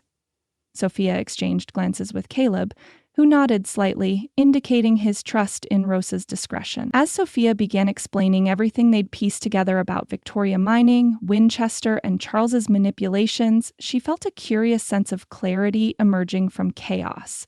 The path forward remained uncertain, fraught with danger from multiple directions, but at least now she understood the true nature of the game and the identity of her actual enemies. "Well," Rosa said when Sophia finished her account, "it seems you've managed to antagonize the three most powerful interests in the territory simultaneously." Her dark eyes gleamed with unexpected approval. "I knew there was something I liked about you the moment you walked into my saloon." Rosa departed to tend to her establishment above, leaving Sophia and Caleb alone in the hidden room with only the soft glow of the oil lamp to break the darkness. The flame cast dancing shadows across the stone walls, creating an intimate cocoon removed from the danger that lurked in Silverado's sunlit streets. "We should check that bandage," Sophia said, noting the crimson stain that had begun to seep through the white cloth wrapped around Caleb's upper arm. Rosa was in a hurry. Caleb nodded, his face drawn with pain he refused to acknowledge. "There's fresh bandaging on that shelf." Sophia gathered the supplies. Clean cotton strips, a bottle of carbolic acid, and a small basin of water Rosa had left behind. When she turned back, Caleb was struggling one-handed with the buttons of his shirt, his fingers clumsy with fatigue and discomfort. "Let me," she said softly, setting the medical supplies on a nearby crate. He dropped his hand, surrendering to her assistance with uncharacteristic docility. The intimacy of the moment struck her forcefully as her fingers worked each button, this simple act of caring that transcended the betrayals and revelations that had separated them. The shirt fell open, revealing the solid expanse of his chest, the skin tanned from forge work, marked with the scars of his difficult life. "This needs to come off entirely," she murmured, helping him ease the garment over his injured arm. The fresh wound stood out, angry and red against his skin. But Rosa's assessment had been correct. The bullet had passed through cleanly, leaving a neat hole that, while painful, would heal well with proper care. Sophia worked methodically, cleaning away dried blood with gentle strokes of a damp cloth. The lamp's glow illuminated every detail of his torso, the defined muscles shaped by years of physical labor, the silvery lines of old injuries, the dusting of dark hair narrowing down his flat stomach. Her clinical intentions wavered, memory intruding with unwelcome vividness of how those muscles had felt beneath her palms in very different circumstances. "I should hate you," she whispered, her fingers tracing old scars alongside fresh injuries. The words emerged without conscious decision, soft as a confession in a darkened church. "You have every right," he responded, wincing as she applied carbolic acid to the bullet wound. His eyes, dark in the lamplight, held hers steadily, accepting her judgment without defense. "Yet here I am," Sophia continued, unwrapping fresh bandaging with hands that trembled slightly, "risking my life with you rather than trusting my own husband. Charles forfeited any right to your trust long before you met me." Caleb's voice remained low, conscious of the need for quiet despite their presumed safety. What existed between us, whatever it might have become, that's separate from his deceptions. Sophia began rewrapping his arm, the clean white cotton stark against his sun-bronzed skin. "Is it? You came into my life because of Charles, because of your guilt over his supposed death." "I approached you from guilt," Caleb acknowledged. "I stayed for entirely different reasons." Their eyes met in the lantern light, words failing before emotions too complex for simple expression. Sophia felt the culmination of everything they'd experienced together: danger shared, passion discovered, trust broken and painfully rebuilt, coalescing into a single crystalline moment of understanding. This time when they kissed, it was with the desperate intensity of those who might not see tomorrow. No tentative exploration or careful restraint tempered their connection. Only raw need and the certainty that whatever time remained to them might be measured in hours rather than years. Caleb's good arm encircled her waist, drawing her against the solid heat of his chest. Her hands cupped his face, fingers threading into his hair as she pressed herself closer. The taste of him, whiskey and metal and desire, overwhelmed her senses, familiar yet achingly new in its urgency. They moved without conscious intent, Sophia's back connecting with the rough stone wall, the cool surface, a stark contrast to the burning heat where their bodies touched. Caleb's lips traced a fevered path along her jaw to the sensitive place below her ear, drawing a soft gasp that seemed thunderous in the underground silence. "Sophia?" he murmured against her skin, her name both question and supplication. "Yes," she answered simply, her fingers already working at the remaining obstacles of clothing between them. Their lovemaking held none of the languorous exploration of their first union beneath desert stars. This was urgent, intense, clothes half removed rather than fully discarded, bodies pressed against the rough stone wall, each touch a promise and apology combined. Her skirts gathered at her waist, his trousers pushed down just enough. They joined with an almost painful relief, finding in physical connection the healing that words had failed to provide. Sophia bit her lip to muffle the sounds that threatened to escape as pleasure built within her, coiling tight as a watch spring before releasing in waves that left her trembling in Caleb's embrace. His own release followed moments later, his face buried against her neck, his breathing ragged as he supported her weight with his good arm. For long moments they remained thus, connected in the most intimate way, reluctant to separate and face the reality that awaited beyond their sanctuary. Only when the stone wall's chill began to penetrate her awareness did Sophia stir, gently disentangling herself to straighten her clothing with hands that still trembled slightly. Caleb watched her with hooded eyes, making no move to disguise his state of partial undress. The vulnerability of the moment, his injured arm, his bare chest, the emotion plainly visible in his expression, touched Sophia deeply. This man who kept himself so carefully guarded had abandoned all pretense with her, offering himself without reservation despite her earlier rejection. "Help me with this?" he finally asked, gesturing to his discarded shirt. She assisted him into the garment, careful of his wound, her movements now tender rather than clinical. As she worked the final button at his throat, her fingers lingered against the steady pulse she found there, tangible proof of life that suddenly seemed unbearably precious. "We can't stay hidden forever," Caleb said softly, capturing her hand and pressing a kiss against her palm. "Charles and Hayes will tear Silverado apart looking for us." "I know," Sophia sighed, moving to sit beside him on the narrow cot that occupied one corner of the room. "And every hour gives them more time to consolidate whatever plan they've set in motion. What do you want to do?" The question was simple, but the respect it contained, the acknowledgement of her agency in determining their course, made Sophia's eyes sting with unexpected tears. She leaned against his uninjured side, drawing strength from his solid presence as she considered their limited options. The locket at her throat seemed suddenly heavier, a physical reminder of connections both cherished and newly discovered. "We need to see my father," she said finally, the decision crystallizing even as she spoke the words. "With Silver's influence and resources combined with what we know about Victoria Mining and Winchester's operations, we might have a chance against Charles." Caleb's expression suggested he harbored reservations about trusting the mining magnate, but he nodded slowly. "Rosa mentioned the tunnel leads outside town. We could circle back, approach Silver's mansion from the rear to avoid being spotted." "Do you trust him?" Sophia asked, needing Caleb's honest assessment. His eyes met hers directly. "No, but I trust your judgment.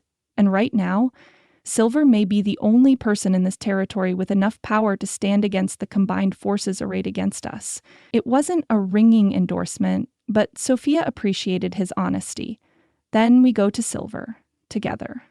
The underground passage proved to be more extensive than Sophia had anticipated, a testament to both the determination of those who had constructed it and the dangers that had necessitated its existence. Rough-hewn timber supports held back the earth at regular intervals, and occasional air shafts allowed fresh oxygen to filter down from the surface, preventing the oppressive feeling common to subterranean spaces. "Silver built this?" Caleb whispered, as they made their way by lantern light through a particularly narrow section. "Seems an elaborate undertaking for a mining town barely established."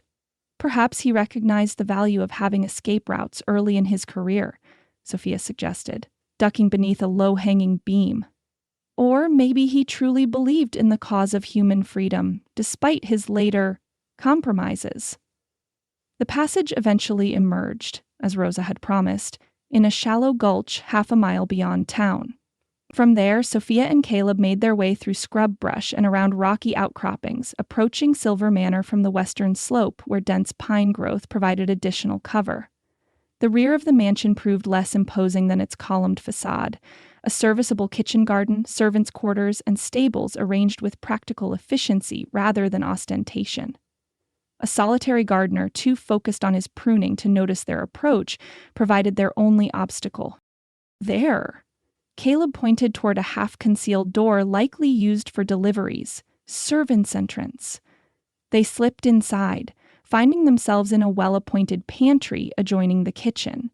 Voices from the next room suggested the staff was occupied with dinner preparations, providing cover for their footsteps as they navigated through the service areas, toward what Sophia remembered as the direction of Silver's study. Luck favored them, or perhaps, as Sophia reflected wryly, the arrogance of wealth that assumed no uninvited guests would dare penetrate the sanctuary of Silver Manor.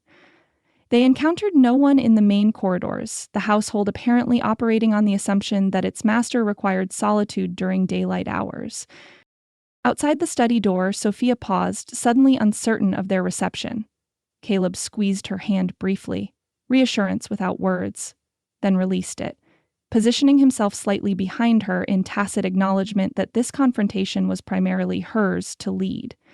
She knocked firmly, the solid oak door muffling the sound to a discreet tap that nonetheless carried authority. "Enter," Silver's gruff voice commanded from within. Sophia pushed the door open and stepped inside, Caleb following close behind. Henry Silver stood at his desk, examining what appeared to be mining surveys spread across its polished surface. His head jerked up at their appearance, eyes widening in shock that rapidly transformed to suspicion when he registered Caleb's presence. "What is the meaning of this intrusion?" he demanded, reaching for a drawer that likely contained a weapon. "How did you get past my staff?" "We need to speak with you," Sophia replied, closing the door firmly behind them. "About Charles Fairbank, Victoria Mining, and the attempts on our lives this morning." Silver's hand stilled, his gaze sharpening as he assessed their disheveled appearance, Caleb's blood-stained shirt, and the determined set of Sophia's jaw. After a moment's calculation, he gestured toward the chairs before his desk. "I assume there's a reason you're sneaking into my home rather than calling properly," he observed, remaining standing himself. "Several reasons," Caleb responded, his tone carefully neutral despite the underlying tension. "Most involving men with guns who would prefer we didn't reach you alive." Silver's eyes narrowed. Explained. Over the next quarter hour, they laid out everything. Charles's miraculous return, the attack at the smithy, the evidence of Victoria Mining's connection to Winchester, and the theory that Charles had manipulated the discovery of the Dutchman's mine from the beginning. As they spoke, Silver's expression shifted from skepticism to grim understanding. When they finished, he moved to the windows overlooking the town, silent for long moments as he absorbed the implications. "Victoria Mining approached me last year," he confirmed finally, turning back to face them. "Offered to buy controlling interest in my primary operations, at well below market value, I might add. When I refused their offer, accidents began happening at my mines. Equipment failures, unexpected cave-ins, key personnel suddenly departing. I suspected sabotage, but couldn't prove it." "And Hayes?" Sophia pressed. "You know him?" "We've crossed paths at territorial mining conferences," Silver acknowledged. "Smooth talker, always probing for weaknesses in competing operations. I never trusted him." He studied Sophia intently. "I had no idea he'd targeted you specifically, or that Charles Fairbank was involved in their schemes." "You believe us then?" Sophia asked, hope threading through her voice despite her efforts to remain detached. Silver's gaze moved from her face to the locket at her throat.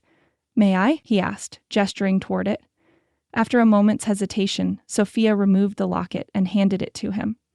With careful fingers, Silver opened the delicate clasp, studying the miniature portrait within. For the first time since they'd entered, his expression softened, vulnerability replacing the hard-edged businessman's mask. "Elizabeth painted this herself," he said softly. "She was talented. Could have been a professional artist had circumstances been different. His eyes lifted to Sophia's face, seeing beyond his initial resistance to the undeniable resemblance. "You have her eyes." The simple statement, delivered with unmistakable emotion, bridged 30 years of separation more effectively than any formal acknowledgement could have done. Sophia felt an unexpected tightness in her throat as Silver returned the locket, his fingers lingering briefly as they brushed hers.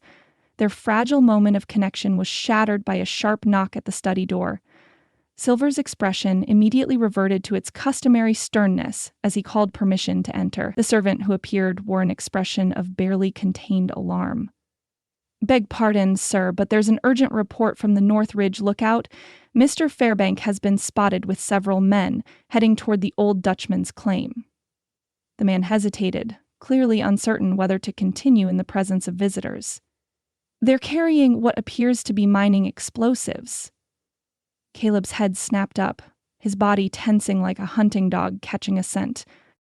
"He means to collapse the mine," he said, the realization dawning with horrific clarity. "With the claim destroyed and both of you dead, he controls everything through proxy investors. Your mining operations through Sophia's inheritance claim and whatever secondary deposits exist near the Dutchman's through Victorian Mining's legal maneuvering. The cold calculation of the plan, its ruthless efficiency, stunned Sophia momentarily. That Charles would attempt to kill her after years of marriage, even a marriage built on deception, seemed beyond comprehension. Yet the evidence of his intentions lay before them, undeniable in its logic. Silver moved with surprising speed for a man his age, crossing to a cabinet from which he extracted a Winchester rifle nearly identical to the one Caleb had used in the smithy. He checked the weapon with practiced efficiency, then withdrew a box of ammunition from a drawer. "No one threatens my daughter or my town," he stated, the simple declaration carrying both a formal acknowledgement of their relationship and a declaration of war against those who sought to harm her. Sophia exchanged glances with Caleb, reading in his expression the same grim determination that now filled her. Whatever their individual grievances, Caleb's guilt over Charles, her feeling of betrayal by both men, Silver's decades of absence, they now stood united against a common enemy whose scheme threatened not just their lives, but the entire future of Silverado. "We'll need horses," Caleb said, practical as always despite the extraordinary circumstances. "And to avoid being seen leaving together." Silver nodded, already moving toward a small writing desk where he scribbled a hasty note. "My foreman will provide mounts at the south pasture gate. We can exit through the garden to avoid being observed from the road." He glanced up, meeting Sophia's eyes with newfound directness. "I assume you ride as well as your mother did?" "Better," Sophia replied, a hint of her mother's spirit flashing in her smile. "She taught me herself." For an instant, something like pride flickered across Silver's weathered features. Then the moment passed, replaced by the urgent necessities of their situation. As they prepared to depart, Sophia found herself caught in the strange symmetry of their unlikely alliance. The father who had never acknowledged her, the lover who had unintentionally betrayed her, and herself, a woman caught between worlds, yet suddenly the linchpin upon which the future of Silverado depended. The Dutchman Silver had drawn them all together, Charles through greed, Caleb through guilt, Silver through the unexpected return of his past. And now it would be the proving ground where all accounts would finally be settled. Chapter 7: Legacy and Love. Hooves pounded the hard-packed earth as three riders pushed their mounts to precarious speeds across terrain better suited to cautious navigation. Sophia leaned low over Penny's neck, the mare responding to her urgency with a heart-bursting gallop that matched the larger geldings ridden by Caleb and Silver.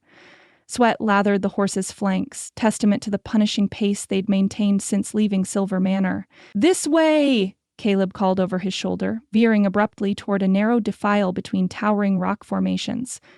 "Shortcut I discovered during my prospecting days. Cuts 3 miles off the journey." Silver, despite his age, rode with the confident ease of a man born to the saddle.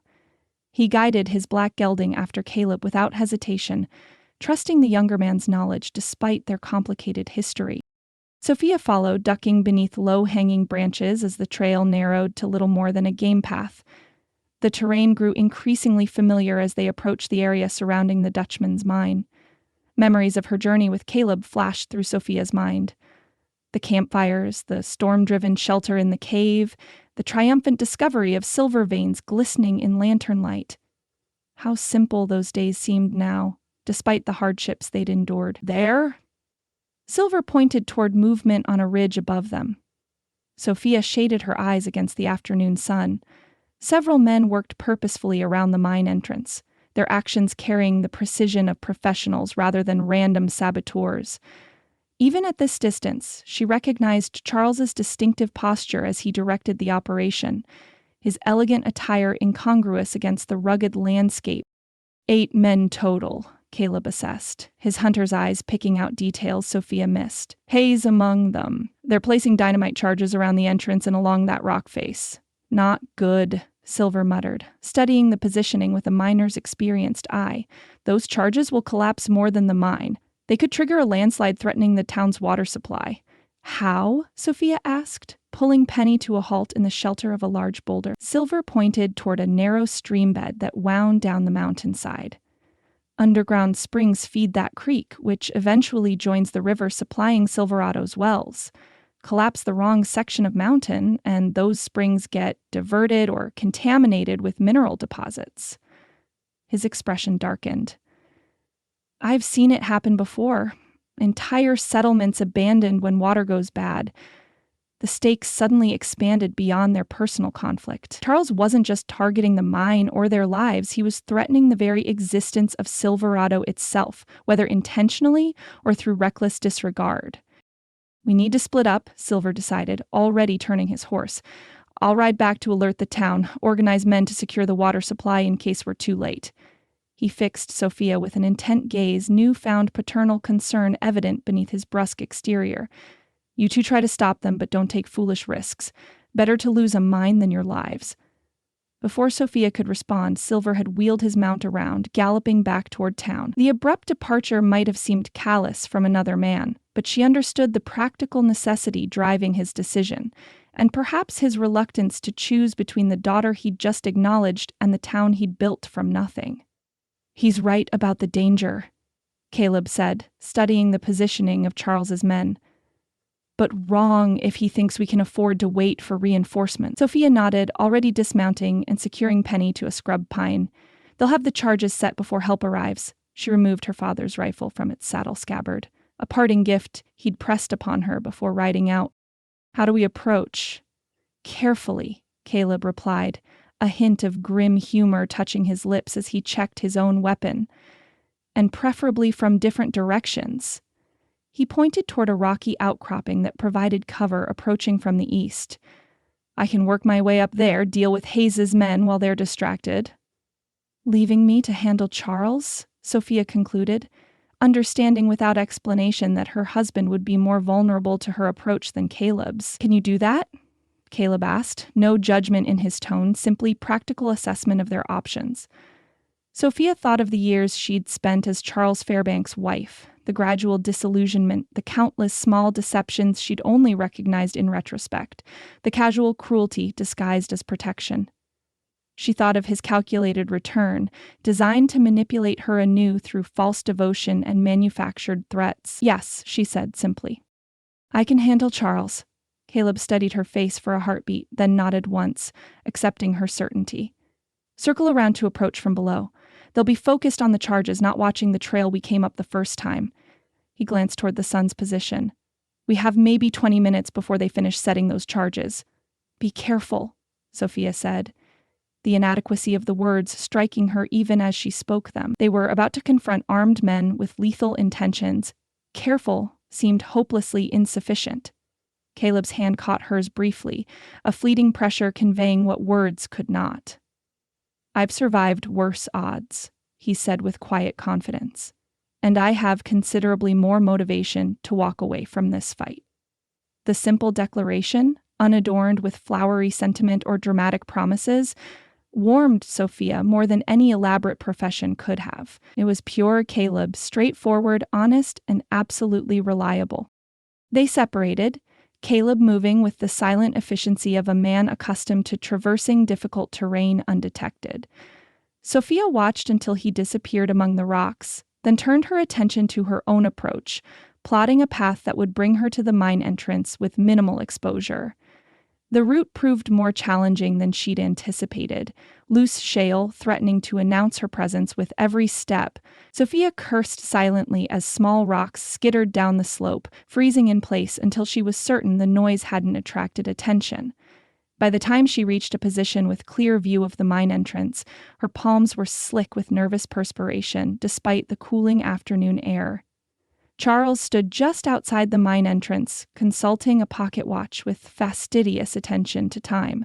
Around him, men worked with practiced efficiency, placing dynamite charges at carefully measured intervals along the rock face. Hayes moved between them, checking each placement with critical assessment.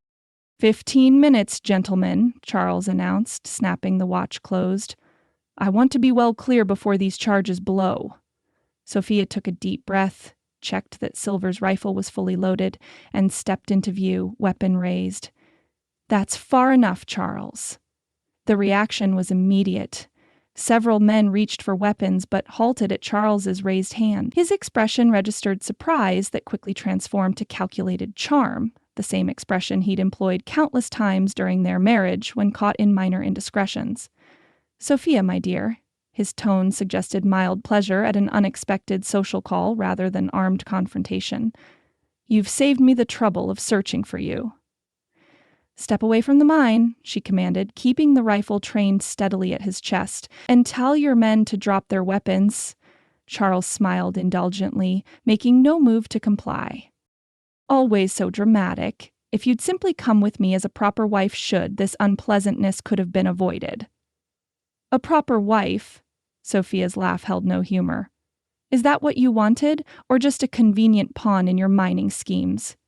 Now, darling, you never loved me, she accused, advancing another step, gratified to see uncertainty flicker across his handsome features. I was just another claim to exploit. For a moment, Charles maintained his facade of wounded innocence.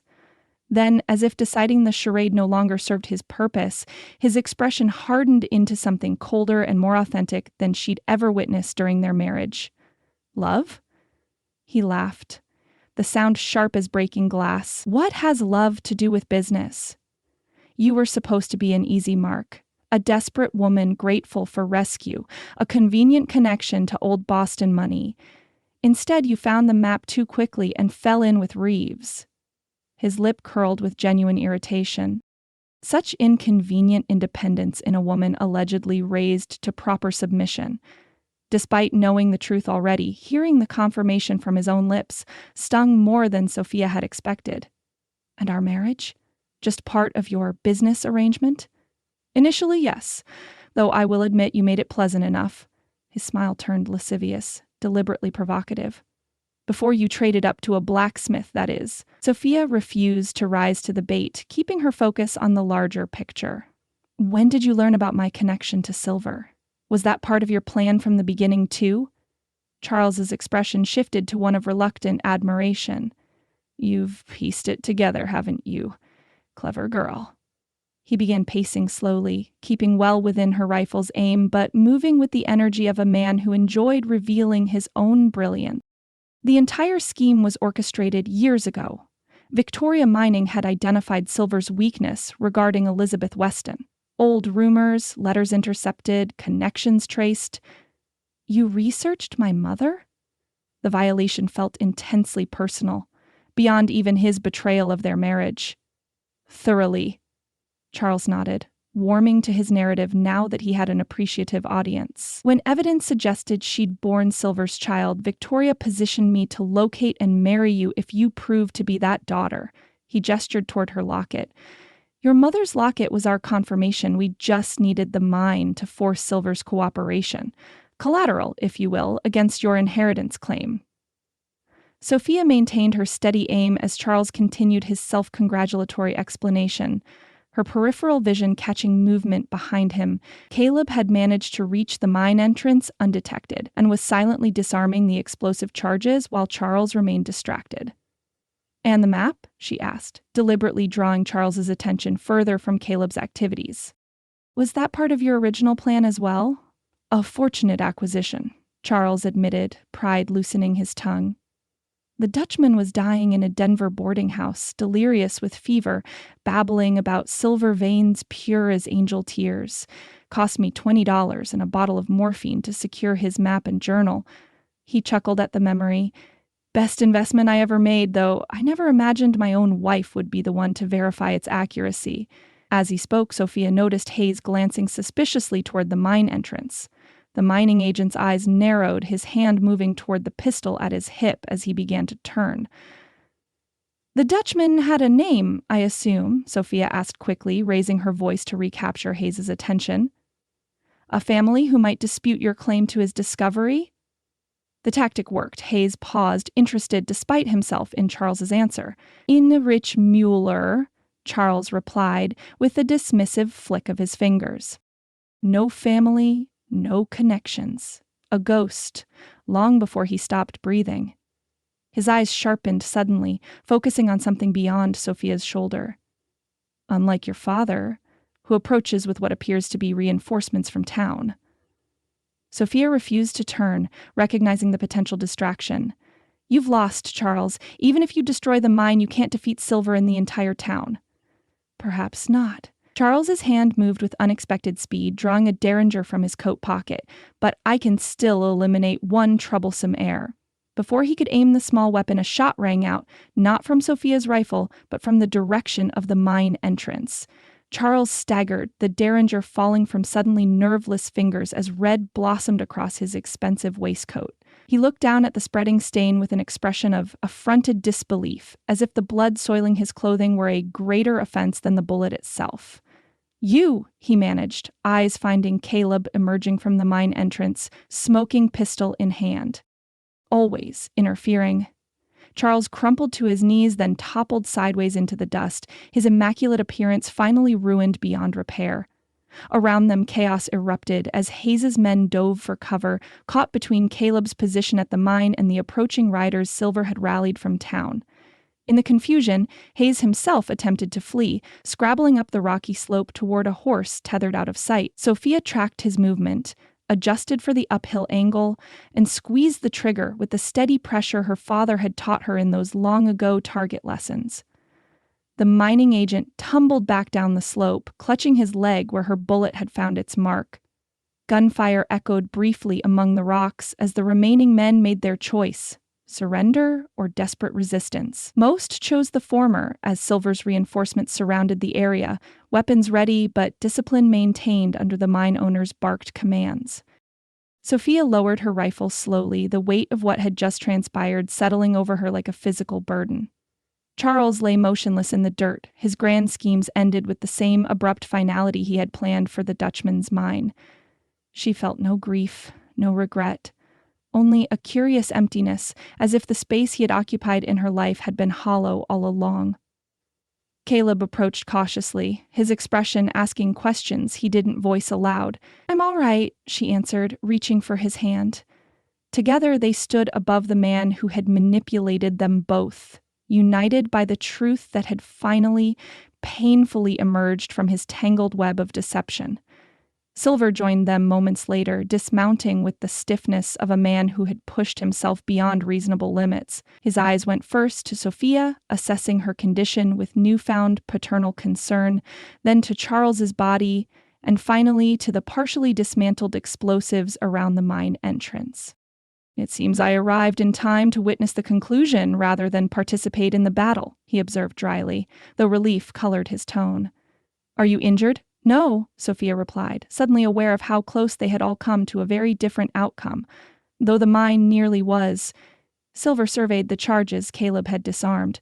Would have taken half the mountainside with it. He shook his head, genuine anger flashing in his eyes. "Irresponsible damn fool, risking the town's water supply for corporate games." The casual profanity from this pillar of frontier propriety startled a tired laugh from Sophia. "Is that your professional assessment, Mr. Silver?" A reluctant smile tugged at the corner of his mouth, the family resemblance between them momentarily striking in this shared moment of gallows humor. "My professional assessment involves considerably stronger language, Mrs. Fairbank, but I'll spare your delicate Eastern sensibilities." "How considerate," she replied with matching dryness. though after recent events, I suspect my sensibilities are considerably less delicate than advertised. As Silver's men secured the surviving saboteurs and collected the remaining explosives, Sophia found herself standing between the two men, who represented her complicated past and uncertain future. The father she'd never known, and the man she'd found through circumstances neither of them could have anticipated. The Dutchman's silver still gleamed within the mountain, promising wealth beyond ordinary dreams. But as she looked between these two men, one who had built a town through determination and vision, the other who had rebuilt his life through honest labor after bitter mistakes, Sophia recognized that the true legacy of this place might have nothing to do with mineral wealth and everything to do with the connections forged in adversity's unforgiving fire. The momentary advantage gained by Charles's fall proved short-lived. From the ridge above, horses thundered into view. At least a dozen riders led by a grim-faced Theodore Hayes, his usually immaculate appearance disheveled from hard riding, a blood-stained bandage visible on his thigh where Sophia's earlier bullet had found its mark. "Kill Reeves!" Hayes shouted, pointing toward the mine entrance where Caleb stood exposed. "The woman and silver are mine." Gunfire erupted in ragged volleys, bullets kicking up dust around Caleb as he dove for inadequate cover behind a pile of ore carts. Sophia dropped to her knees behind a boulder, Silver's rifle momentarily forgotten as she sought protection from the deadly hail. The miners who had accompanied Silver scattered for shelter, returning fire when possible but clearly outmatched by Hayes's professional gunmen.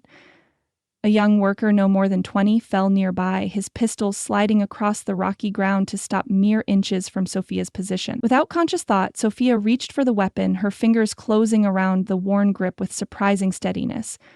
The weight of it felt foreign yet somehow right in her hand, a lethal extension of her determination to survive, to protect what was hers.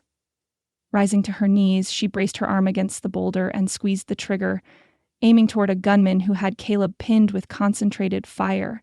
Her shot went wide, but the unexpected attack from a new direction caused the man to duck, giving Caleb precious seconds to scramble toward better cover. "Sophia!" Caleb called, gesturing urgently for her to stay down as he returned fire. She ignored him, firing again with more precision, her father's long-ago target lessons returning with muscle memory she hadn't known she possessed. This time her bullet found its mark, striking a gunman in the shoulder and spinning him from his horse. Hayes, realizing the unexpected resistance, redirected his men.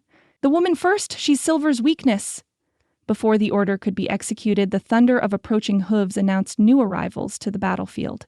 Silver had returned, bringing with him not just miners, but townspeople. Shopkeepers, bartenders, and at the forefront, improbably, Madame Rosa astride a glossy black mare, a shotgun balanced across her pommel with practiced ease. "Nobody threatens my girls!" Rosa's voice carried over the chaos as she discharged both barrels into the midst of Hayes's men, the shotgun spread dropping 2 gunmen from their saddles. She reloaded with fluid motions that spoke of long familiarity with the weapon, a side of the refined saloon owner Sophia had never imagined. The tide of battle shifted with these reinforcements. Silverado's citizens might lack the professional edge of Hayes's hired guns, but they fought with the desperation of those defending home and livelihood. Even Mrs. Tulliver had joined the fray, her purple dress incongruous as she fired a small derringer with surprising accuracy from behind her husband's protective bulk. Amid the chaos, movement near the mine entrance caught Sophia's eye. Charles had risen to his knees, blood soaking his fine waistcoat but determination hardening his handsome features. With single-minded purpose, he began crawling toward the remaining dynamite charges Caleb hadn't managed to disarm. "No," Sophia breathed, realizing his intent. If he couldn't control the mine, he would destroy it, and anyone nearby in the process. She raised the pistol, aiming at her husband's back, but hesitated a crucial moment. Not from lingering affection, but from the terrible significance of executing a wounded man, whatever his crimes. That hesitation cost her the shot as Hayes' men laid down covering fire, forcing her back behind the boulder. "Charles is going for the dynamite," she shouted toward Caleb, who remained pinned by gunfire from the ridge. Silver heard her warning. With surprising agility for his age, he broke cover and sprinted towards Sophia's position, firing his rifle steadily to suppress the shooters targeting her. He reached her side, dropping to one knee behind the boulder. "Stay here," he commanded, the first truly paternal order he'd issued. "I'll deal with your husband." Before she could protest, Silver moved toward Charles's position, using the terrain for cover as he approached from the wounded man's blind side. He had nearly reached him when Hayes spotted the movement and shouted a warning. Charles turned, derringer appearing in his hand as if conjured from air. 2 shots rang out simultaneously, Silver's rifle and Charles's smaller weapon. Sophia watched in horror as her father staggered, crimson blossoming across his shirt as he fell forward, using the last of his momentum to tackle Charles away from the dynamite. "Father!" The word escaped before she could consider its significance. The first time she had addressed him so, perhaps the last if the spreading stain on his shirt told true. With desperate courage, Sophia broke cover, running in a zigzag pattern toward where Silver lay. Bullets kicked up dust at her feet, but the unexpected nature of her charge seemed to throw off the gunman's aim. She reached Silver's side, dragging him behind an outcropping as Caleb provided covering fire. "Foolish girl," Silver gasped, his face ashen but eyes alert. "You're definitely Elizabeth's daughter." "Save your strength," Sophia ordered, pressing her hand against the wound in his upper chest. The bullet had struck below the collarbone, serious, but perhaps not immediately fatal if the bleeding could be controlled. A shadow fell across them as Caleb joined their shelter, having used her distraction to reach their position. "Silver?" he asked tersely. "I'll live," the older man grunted, though his clenched jaw betrayed the pain he endured. "Where's Charles?" "Gone for the dynamite again," Caleb replied grimly. "Most of Hayes' men are down or retreating, but Charles seems determined to take the mine with him." As if confirming his assessment, a shout of triumph drew their attention. Charles stood at the mine entrance, swaying slightly from blood loss, but holding aloft a lit match. Behind him, Sophia could see the remaining dynamite charges positioned around the support timbers. Fewer than originally placed, but enough to collapse the entrance and potentially trigger the landslide Silver had feared. "It's over, Sophia," Charles called, his voice carrying a manic edge. "If I can't have Silver's legacy, neither will you." The match descended toward the fuse as Caleb sprang into action, covering the distance to the mine entrance with long strides. He tackled Charles with bruising force, both men tumbling to the ground mere inches from the dynamite's fuse.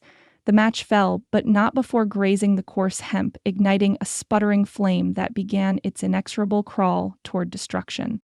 "The feud!" Sophia cried, half rising before Silver's hand clamped around her wrist with surprising strength. "Stay here," he commanded, his voice allowing no argument despite his weakened state. "You can't reach them in time." At the mine entrance, Caleb and Charles struggled in desperate combat. Caleb trying to drag them both clear of the approaching explosion, Charles seemingly intent on ensuring mutual destruction. Blood loss had weakened the latter, but madness lent him unnatural strength as he grappled with his opponent. "Go!" Caleb shouted toward Sophia, breaking free momentarily from Charles' grasp. "Get clear!" Sophia watched in horror as the fuse burned ever shorter. Its progress seemingly accelerated by her fear. Caleb finally broke completely free, rolling clear of Charles's reaching hands, but as he scrambled to his feet, Charles lunged forward in a last desperate effort, grabbing Caleb's leg and preventing his escape. "If I die, so does she," Charles snarled, his handsome face transformed by hatred and the knowledge of imminent defeat. "She'll never have you or the silver." The fuse disappeared into the dynamite charge. In the infinitesimal pause before detonation, Sophia saw Caleb's eyes find hers across the distance, a look that contained everything they had never spoken aloud, everything they might never have the chance to say. Then the world exploded in thunder and flying debris. The blast was smaller than it might have been with all the original charges, but still powerful enough to collapse the mine entrance in a cascade of timber and stone. A choking cloud of dust billowed outward, temporarily obscuring the entire scene in impenetrable brown fog. "Caleb!" Sophia screamed, fighting against Silver's restraining grip. When his strength failed against her determination, she broke free, running toward the mine through swirling dust that stung her eyes and scorched her lungs. The mine entrance had completely disappeared, replaced by a jumble of broken timbers and rock. Of Charles there was no sign, presumably buried beneath the collapse. But several yards away, a still form lay sprawled face down where the force of the explosion had thrown him. Sophia reached Caleb's motionless figure, dropping to her knees beside him. Blood matted his hair where flying debris had struck him, and his clothing was torn and dust-covered. With trembling hands, she rolled him onto his back, searching desperately for signs of life. "Please," she whispered, the prayer directed to whatever deity might listen, "please, don't take him too." For an endless moment, Caleb remained still, his features slack beneath a coating of rock dust. Then his chest hitched, a racking cough shaking his frame as his lungs fought to expel the dust he'd inhaled. His eyes opened, focusing with difficulty on her face hovering above him. "Sophia?" His voice emerged as little more than a rasp, but it was the sweetest sound she had ever heard. Relief left her momentarily speechless. Sophia could only nod, tears cutting clean tracks through the dust on her cheeks. Caleb's hand reached up, thumb gently wiping away a tear with incongruous tenderness given their surroundings. "Charles?" "Gone," she confirmed, glancing toward the collapsed mine entrance. "Buried under his own ambition." A fitting end, her tone implied, though she took no pleasure in the death of the man she had once sworn to honor and cherish. Whatever emotions Charles Fairbank's final demise might eventually evoke, at this moment she could feel only overwhelming gratitude for Caleb's survival. "Silver?" Caleb asked, struggling to sit up despite her restraining hands. "Still alive when I left him," Sophia replied, supporting his shoulders as he managed to achieve a seated position. "Though the wound is serious." Around them, the battle's final echoes faded as Hayes's remaining men surrendered or fled into the surrounding wilderness. Townspeople approached the mine, Rosa among them, her shotgun now held casually but competently at her side. "Well," she remarked, surveying the destruction with the practical assessment of a woman who had seen her share of violence, "I do believe the Dutchman's claim has been temporarily closed for repairs." The incongruous observation startled a tired laugh from Sophia. "That's one way to describe it." "Is the silver still there?" someone asked from the gathered crowd, voicing the practical concern uppermost in the miners' minds. Caleb nodded weakly. "The entrance collapsed, but the main vein is deeper in. It'll take work to get to it again, but the silver hasn't gone anywhere." "Unlike my husband," Sophia added with grim finality. Rosa touched her shoulder in silent support, then moved toward where Silver lay, attended by the town's doctor, who had arrived with the reinforcements. Sophia helped Caleb to his feet, his arm draped across her shoulders as they made their slow way toward her wounded father. "Quite a family reunion," Caleb observed, his attempt at humor undermined by the pain evident in his voice.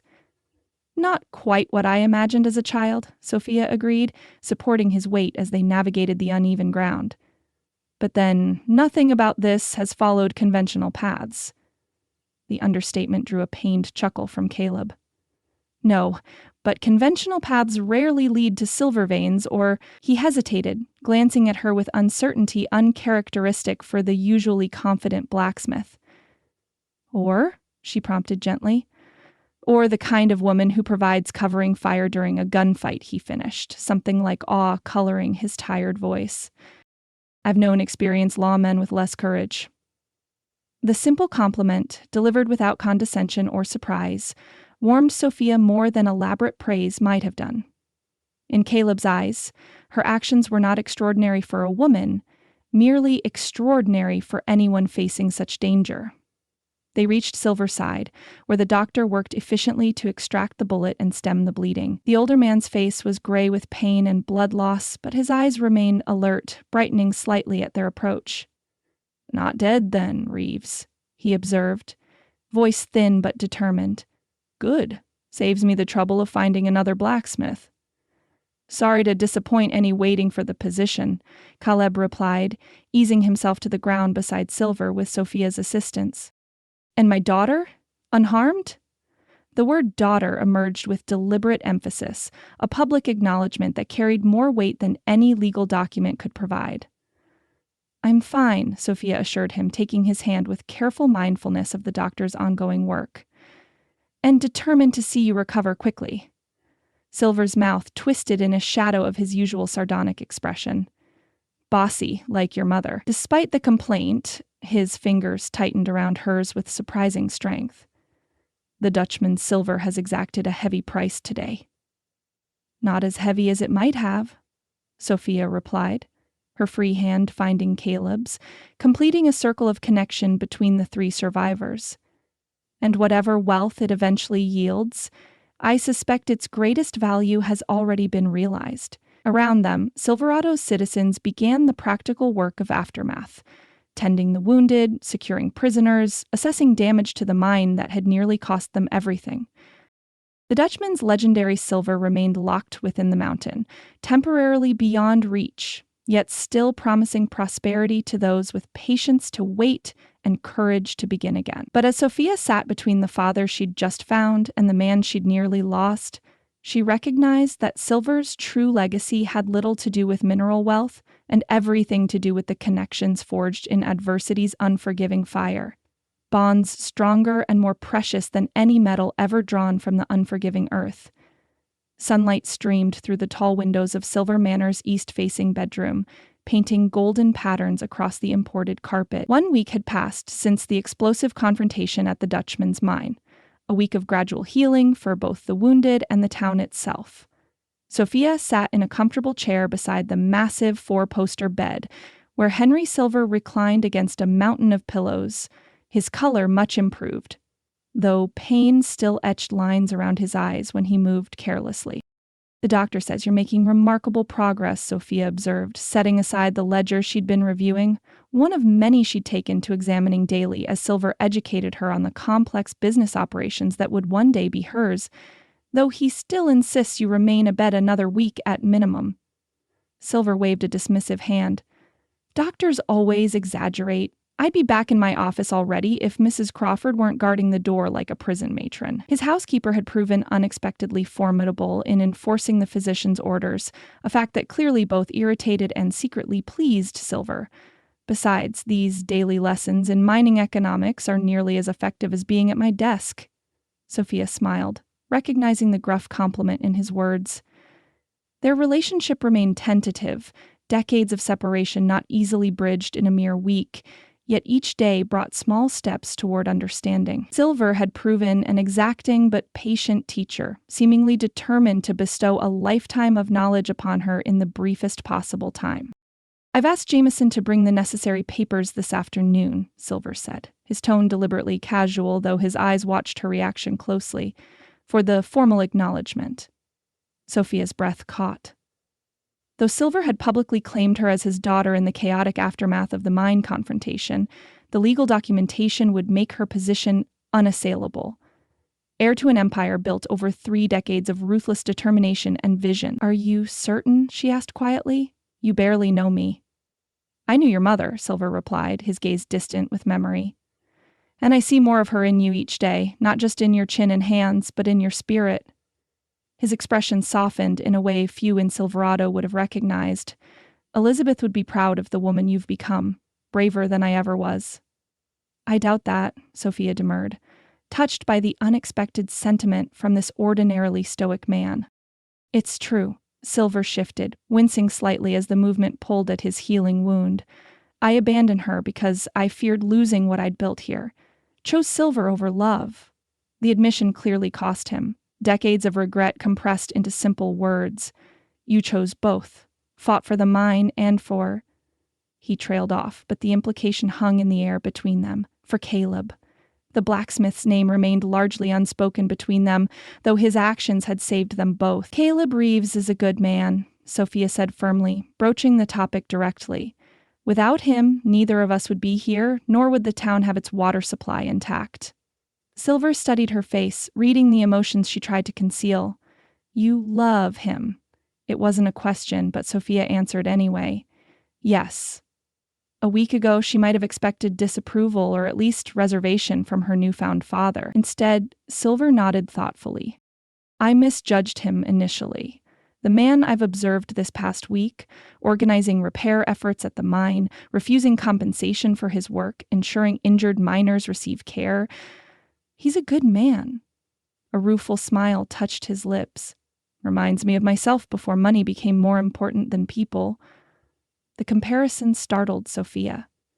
You've changed too, you know. The town hadn't expected you to cover the medical costs for everyone injured in the battle. Least I could do, Silver replied gruffly. They fought for my mine as much as for themselves. He hesitated, then added with careful deliberation, Reeves has kept his distance from you this week. Sophia's hands twisted in her lap. He's uncertain of his place now that circumstances have changed. You mean now that you're Henry Silver's acknowledged daughter rather than a widow working at the Silver Dollar? Her father's directness occasionally bordered on brutal, but Sophia had come to appreciate it. That, and she sighed. Our relationship developed under unusual conditions. Perhaps he questions whether it would endure in more ordinary circumstances.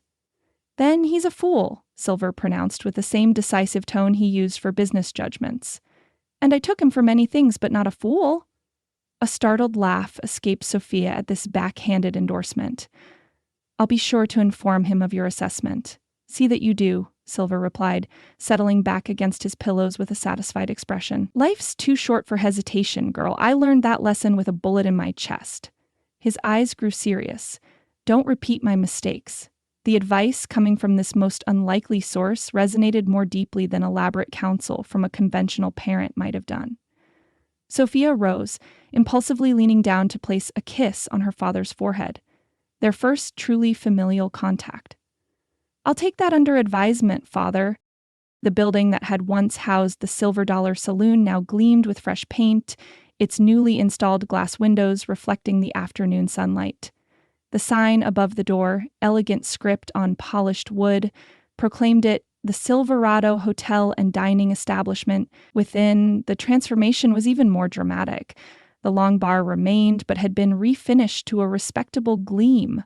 The gaming tables replaced with dining settings, the scarred floor sanded and polished to reveal the quality lumber beneath years of abuse. Sophia stood in the center of the main room, surveying the renovation with satisfaction. Madame Rosa moved efficiently among the workers, putting final touches on the decor, her natural authority ensuring each task was completed to exacting standards. The carpeting for the second floor arrives tomorrow, Rosa informed her, consulting a list with the same meticulous attention she had once given to her liquor inventory. And the new linens for the guest rooms have been unpacked and pressed. Excellent, Sophia replied. And the staff hiring? Complete. I've engaged most of my former girls as chambermaids and dining staff, those who wished to remain at least. A smile of genuine pride touched Rosa's painted lips. Jenny has quite a talent for management. She'll make an excellent assistant once she learns to stop apologizing for giving orders. She has an excellent teacher. The transformation of the town's most notorious establishment into a respectable hotel had raised eyebrows initially, but Sophia's position as Silver's daughter, combined with substantial investment capital, had silenced most critics. Retaining Rosa as manager had been considered scandalous until the town recognized the practical wisdom of employing someone who understood hospitality well enough to run Silverado's most profitable business for 15 years. The hotel represented only one of Sophia's initiatives in the weeks since the confrontation at the mine. With her father's blessing and financial backing, she had established a fund for minors, widows, and children, ensuring no woman would face the desperate circumstances that had driven her to serve whiskey to claim jumpers and card sharks. The first recipients had already received assistance, their gratitude both heartwarming and uncomfortable for Sophia, who recognized how easily their positions might have been reversed. Have you seen today's territorial newspaper? Rosa asked, interrupting Sophia's thoughts as she handed over the folded publication. The headline announced in bold type, Witches Mining Executives Indicted for Fraud and Conspiracy. The article detailed how Theodore Hayes, recovering from gunshot wounds in the territorial prison, had turned state's evidence against his employers, revealing a complex network of criminal activities spanning multiple territories. Hayes always struck me as the type to save his own skin, Rosa observed dryly. Though I admit I'm surprised he had documentation enough to implicate the entire executive board. Charles was meticulous about keeping records, Sophia replied, skimming the article. I suspect Hayes simply knew where to direct investigators. The mention of her late husband still evoked complicated emotions, though grief remained notably absent. Charles Fairbank's body had been recovered from the mine collapse and buried without ceremony on unconsecrated ground at the edge of Silverado's small cemetery, a final isolation that seemed fitting for a man who had lived by deception. The newspaper also contained a smaller article noting that engineers had determined the Dutchman's mine could be safely reopened, the damage from the explosion affecting only the entrance rather than the main silver vein. Preparations were already underway, with production expected to resume within a month, bringing renewed prosperity to the town that had nearly lost everything. "Perhaps you should deliver this news to Mr. Reeves personally," Rosa suggested with the casualness of someone placing an ace in a card game. "I understand he's been quite instrumental in the engineering assessment." Sophia glanced up sharply, recognizing the deliberate maneuvering. "You've been speaking with my father." Rosa's expression remained innocently bland. "Mr. Silver and I occasionally exchange observations about matters of mutual interest." At Sophia's raised eyebrow, she relented with a chuckle. "Very well. Yes, your father sent word that a certain blacksmith might benefit from direct encouragement regarding his position in your life." "I see conspiracy runs in my family," Sophia commented, though without genuine irritation. The involvement of these unlikely allies in her personal affairs was oddly touching, if somewhat mortifying. "Not conspiracy, dear, merely practical assistance." Rosa shooed her toward the door. "Go, the final deliveries can wait until tomorrow."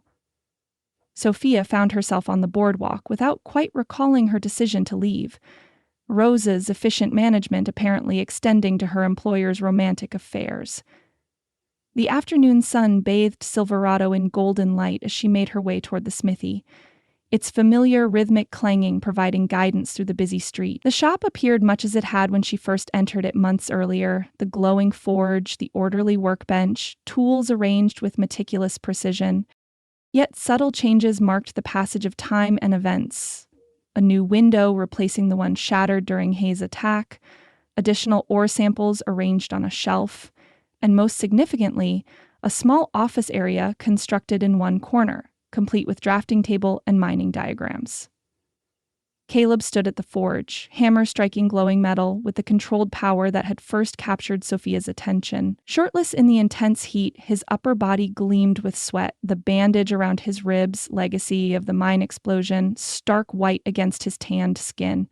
He hadn't noticed her arrival, his concentration absolute as he shaped the metal to his will. Sophia watched silently, admiring the economical grace of his movements and the complete absorption in his craft. This was the man who had guided her to the Dutchman's treasure, who had held her through desert nights, who had risked everything to save her father and the town's future.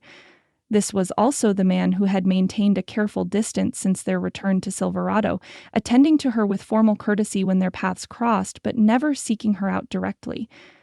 "You're staring, Mrs. Fairbank," Caleb said without looking up, somehow sensing her presence despite the forge's noise. "Not that I'm complaining, mind you." "It's Miss Weston now, actually," Sophia replied, stepping fully into the shop. "Or it will be once the paperwork is finalized." "I've reclaimed my maiden name." That got his attention. Caleb set down his hammer, turning to face her fully, his expression carefully neutral despite the flash of interest in his eyes. "Seems fitting, new beginnings and all that." "Precisely my thought." She moved deeper into the shop, close enough to feel the forge's heat but maintaining a proper distance. "I heard you've been instrumental in the mine's assessment and repair plans." Caleb reached for a nearby cloth, wiping his hands with deliberate attention. "Just doing what needs doing. Your father's engineers needed someone familiar with the original layout." "My father speaks highly of your contributions." Sophia took another step closer. "In fact, he remarked just this morning that you remind him of himself in younger days." A bark of surprised laughter escaped Caleb. "I doubt Henry Silver ever had hands this calloused, or clothes this worn." "You'd be surprised," Sophia countered. "The Silver Manor Library contains a daguerreotype of him from 30 years ago. The resemblance is striking, not in features, but in determination." She hesitated, then added softly, "He also noted that you've been keeping your distance from me." Caleb's movements stilled, his eyes meeting hers directly for the first time. Your circumstances have changed considerably, Sophia. The daughter of Henry Silver moves in different circles than a widow working at the Silver Dollar, and you assumed I would change with my circumstances. The question held no accusation, only genuine curiosity. Not changed, returned Caleb, set aside the cloth, his expression softening. You were always meant for more than Silverado could offer. This just accelerated the inevitable. How convenient that you decided my destiny without consulting me. Sophia closed the remaining distance between them, close enough now to feel the heat radiating from his skin. Tell me, Mr. Reeves, do you always make such significant decisions for others, or am I a special case? A reluctant smile tugged at his mouth, despite his obvious attempt to maintain seriousness. Special case, definitely. I thought as much. She placed her hand against his chest, feeling his heartbeat accelerate beneath her palm. Then perhaps you should know that while my circumstances may have changed, my heart has not. The simple declaration hung between them, as potent as the day's heat. Caleb's hand rose to cover hers, work-roughened fingers gentle against her skin. I have nothing to offer Henry Silver's daughter, he said finally, though his touch belied the statement's resignation. Fortunately, Sophia replied, rising on tiptoe to bring her face level with his. I'm not interested in what you can offer Henry Silver's daughter. Her lips hovered a breath from his. I'm interested in what you already gave Sophia Fairbank when she had nothing but a tarnished reputation and a hidden map. The last of Caleb's resistance crumbled visibly. His arms encircled her waist, drawing her fully against him, heedless of the soot that would undoubtedly mark her fine dress. And what was that, he asked, voice rough with emotion barely contained. Respect, she answered, her fingers tracing the line of his jaw. Partnership, and eventually, love without conditions or calculations. His kiss held none of the desperate urgency of their embraces during danger, nor the tentative exploration of their first encounters. This was the kiss of a man claiming what was rightfully his, confident, thorough, and promising much more to come. When they finally separated, Sophia's practical nature reasserted itself despite her racing pulse. I should warn you that my father has apparently appointed himself guardian of my happiness. He's likely to offer you a position managing the mine operations once it reopens. Is that so? Caleb's expression suggested equal parts amusement and wariness at the prospect of Henry Silver's continued involvement in their lives. And if I prefer smithing to mining? Then Silverado will have the most prosperous blacksmith in the territory, Sophia replied without hesitation. I have no desire to change who you are, Caleb Reeves. It was that man I came to love, not some hypothetical mine manager. His smile, the full, unguarded expression she had seen so rarely, transformed his features with boyish charm at odds with his usual solemnity. In that case, Miss Weston, perhaps you'd do me the honor of dining with me this evening. I understand there's a new respectable establishment in town where a blacksmith might escort a lady without causing excessive gossip. I believe the proprietress could be persuaded to provide a table, Sophia agreed, her own smile matching his. Though I warn you, the manager is a stickler for proper behavior in her establishment. I'll be on my best behavior, Caleb promised, though the gleam in his eyes suggested his definition of best might differ considerably from Madame Rose's expectations. As Sophia reluctantly extricated herself from his embrace, mindful of propriety despite her desire to remain, she reflected on the strange journey that had brought her to this moment. The Dutchman's silver had indeed proven valuable beyond measure, not for the wealth it promised, but for the far more precious treasures it had revealed along the way. A father long thought lost, a community worth fighting for, and a love forged in adversity's fire, stronger and more enduring than any metal ever drawn from the earth. Autumn painted the mountains surrounding Silverado in splashes of gold and crimson, the aspens shimmering like coins with each breeze. 3 months had passed since the battle at the mine, months of rebuilding, recovery, and reconsideration of priorities for the entire community. Sophia made her way along the boardwalk, acknowledging greetings from townspeople who now touched their hats with genuine respect, rather than the wary curiosity that had marked her early days in Silverado. Her simple but elegant riding habit, practical enough for the West, yet stylish enough to reflect her position, was dusty from her morning inspection of the newly reopened Dutchman's Mine, where silver extraction had resumed with improved safety measures and fair wages that were the talk of the territory. The familiar rhythm of hammer on anvil guided her steps toward the blacksmith shop, now considerably expanded thanks to Caleb's share of the mine profits. The original forge remained the heart of the operation, but new work areas extended to either side, accommodating specialized tools, and 2 apprentices who had arrived from Denver upon hearing of Master Reeves' reputation for quality craftsmanship. Sophia paused in the doorway, allowing her eyes to adjust to the dimmer light within.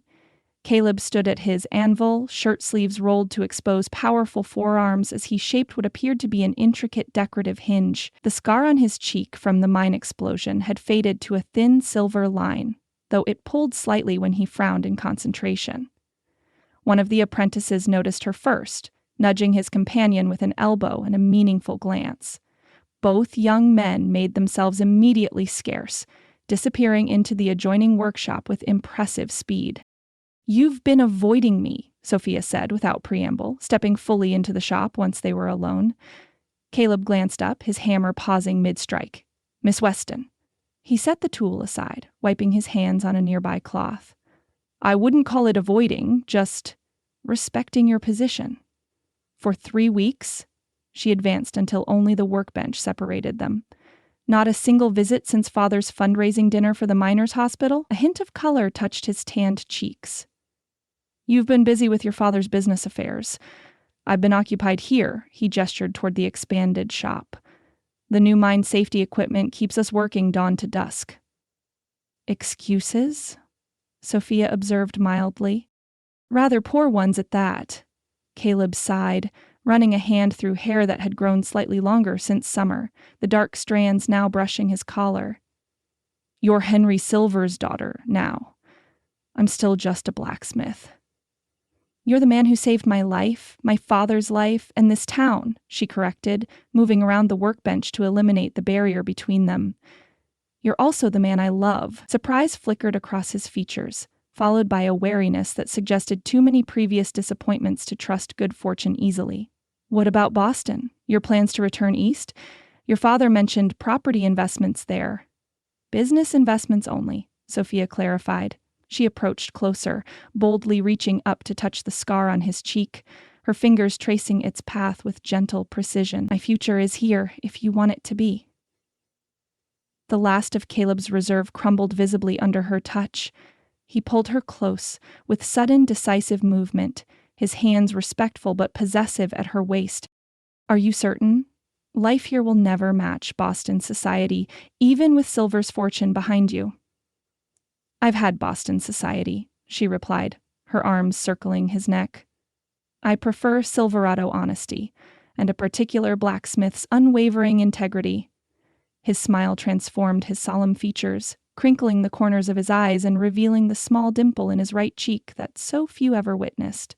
Without further hesitation, he lowered his head to capture her lips with his own, the kiss sealing unspoken promises more binding than any legal contract. When they finally parted, breathless and slightly dazed, Caleb kept her within the circle of his arms. "Sophia Silver," he tested the name, as if tasting unfamiliar wine. She wrinkled her nose.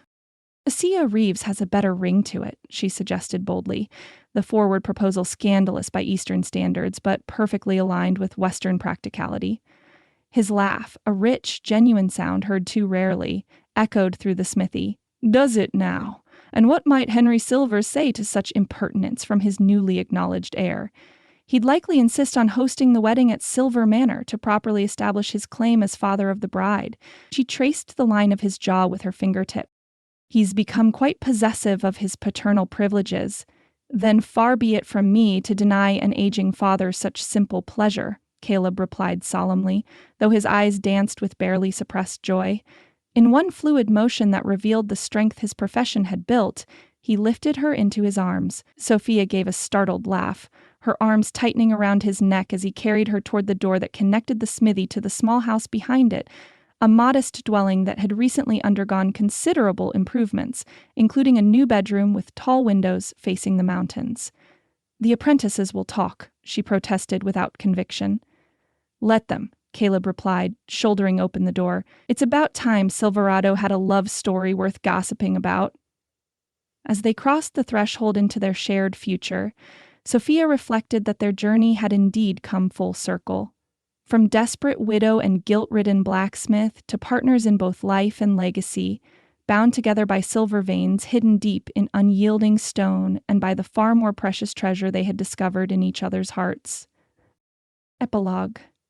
Silver Legacy. Silver City, 1875. The evening breeze carried the scent of pine and sage across the wide porch of the Reeves home, a handsome two-story structure of quarried stone and timber that stood on the hillside overlooking what had once been called Silverado. 3 years had transformed the rough mining town into a prosperous community with proper streets, a school, and businesses that served more than just the immediate needs of men seeking fortune from the earth.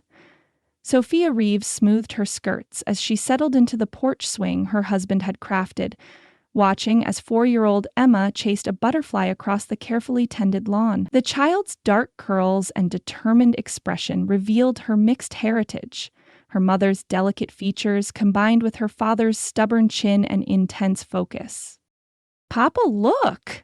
Emma's excited voice carried across the yard as the butterfly alighted on a flowering bush. "It's blue like Grandpa's eyes." Caleb emerged from the house, work clothes exchanged for clean trousers and a shirt with the sleeves rolled to expose forearms, still powerful from years at the forge, though he now spent more time designing mining equipment than personally hammering it into existence. His eyes, warm brown rather than silver blue, crinkled at the corners as he surveyed his daughter's discovery. "So it is, little one," he agreed, descending the porch steps. "Though not quite as bright as yours." With practiced ease, he scooped Emma into his arms, settling her on his shoulders, where she perched like a contented queen, surveying her domain. From this vantage point, the town spread below them in orderly patterns, its buildings painted in cheerful colors that would have seemed impossibly frivolous in the rough-edged Silverado of their first meeting. The central square featured a bronze statue of Henry Silver, its dignified pose capturing the man's stubborn pride, while the inscription commemorated his final acts of courage.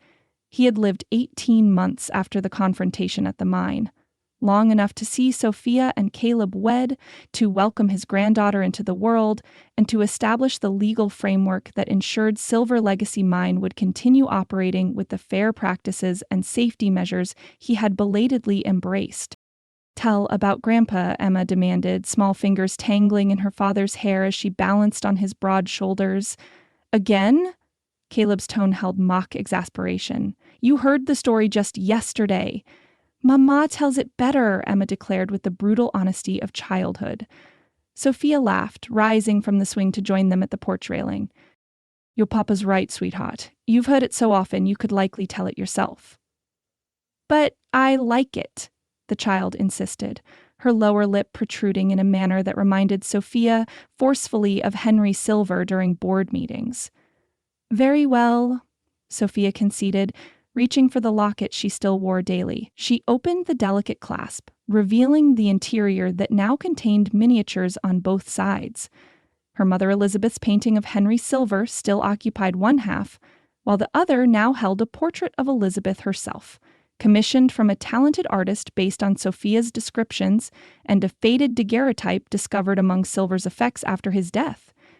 "This was your grandmother," Sophia said, holding the locket where Emma could see it from her perch. "She painted this picture of your grandfather when they were young and in love in Boston. Before the Silver called him West," Emma recited dutifully, clearly familiar with each beat of the family narrative. "That's right." Sophia's fingers caressed the locket's smooth contours.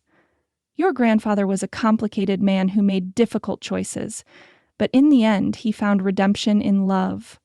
Love for his daughter, for his granddaughter, and for the town he built. And he was brave," Emma added, having absorbed the most important lesson from her perspective.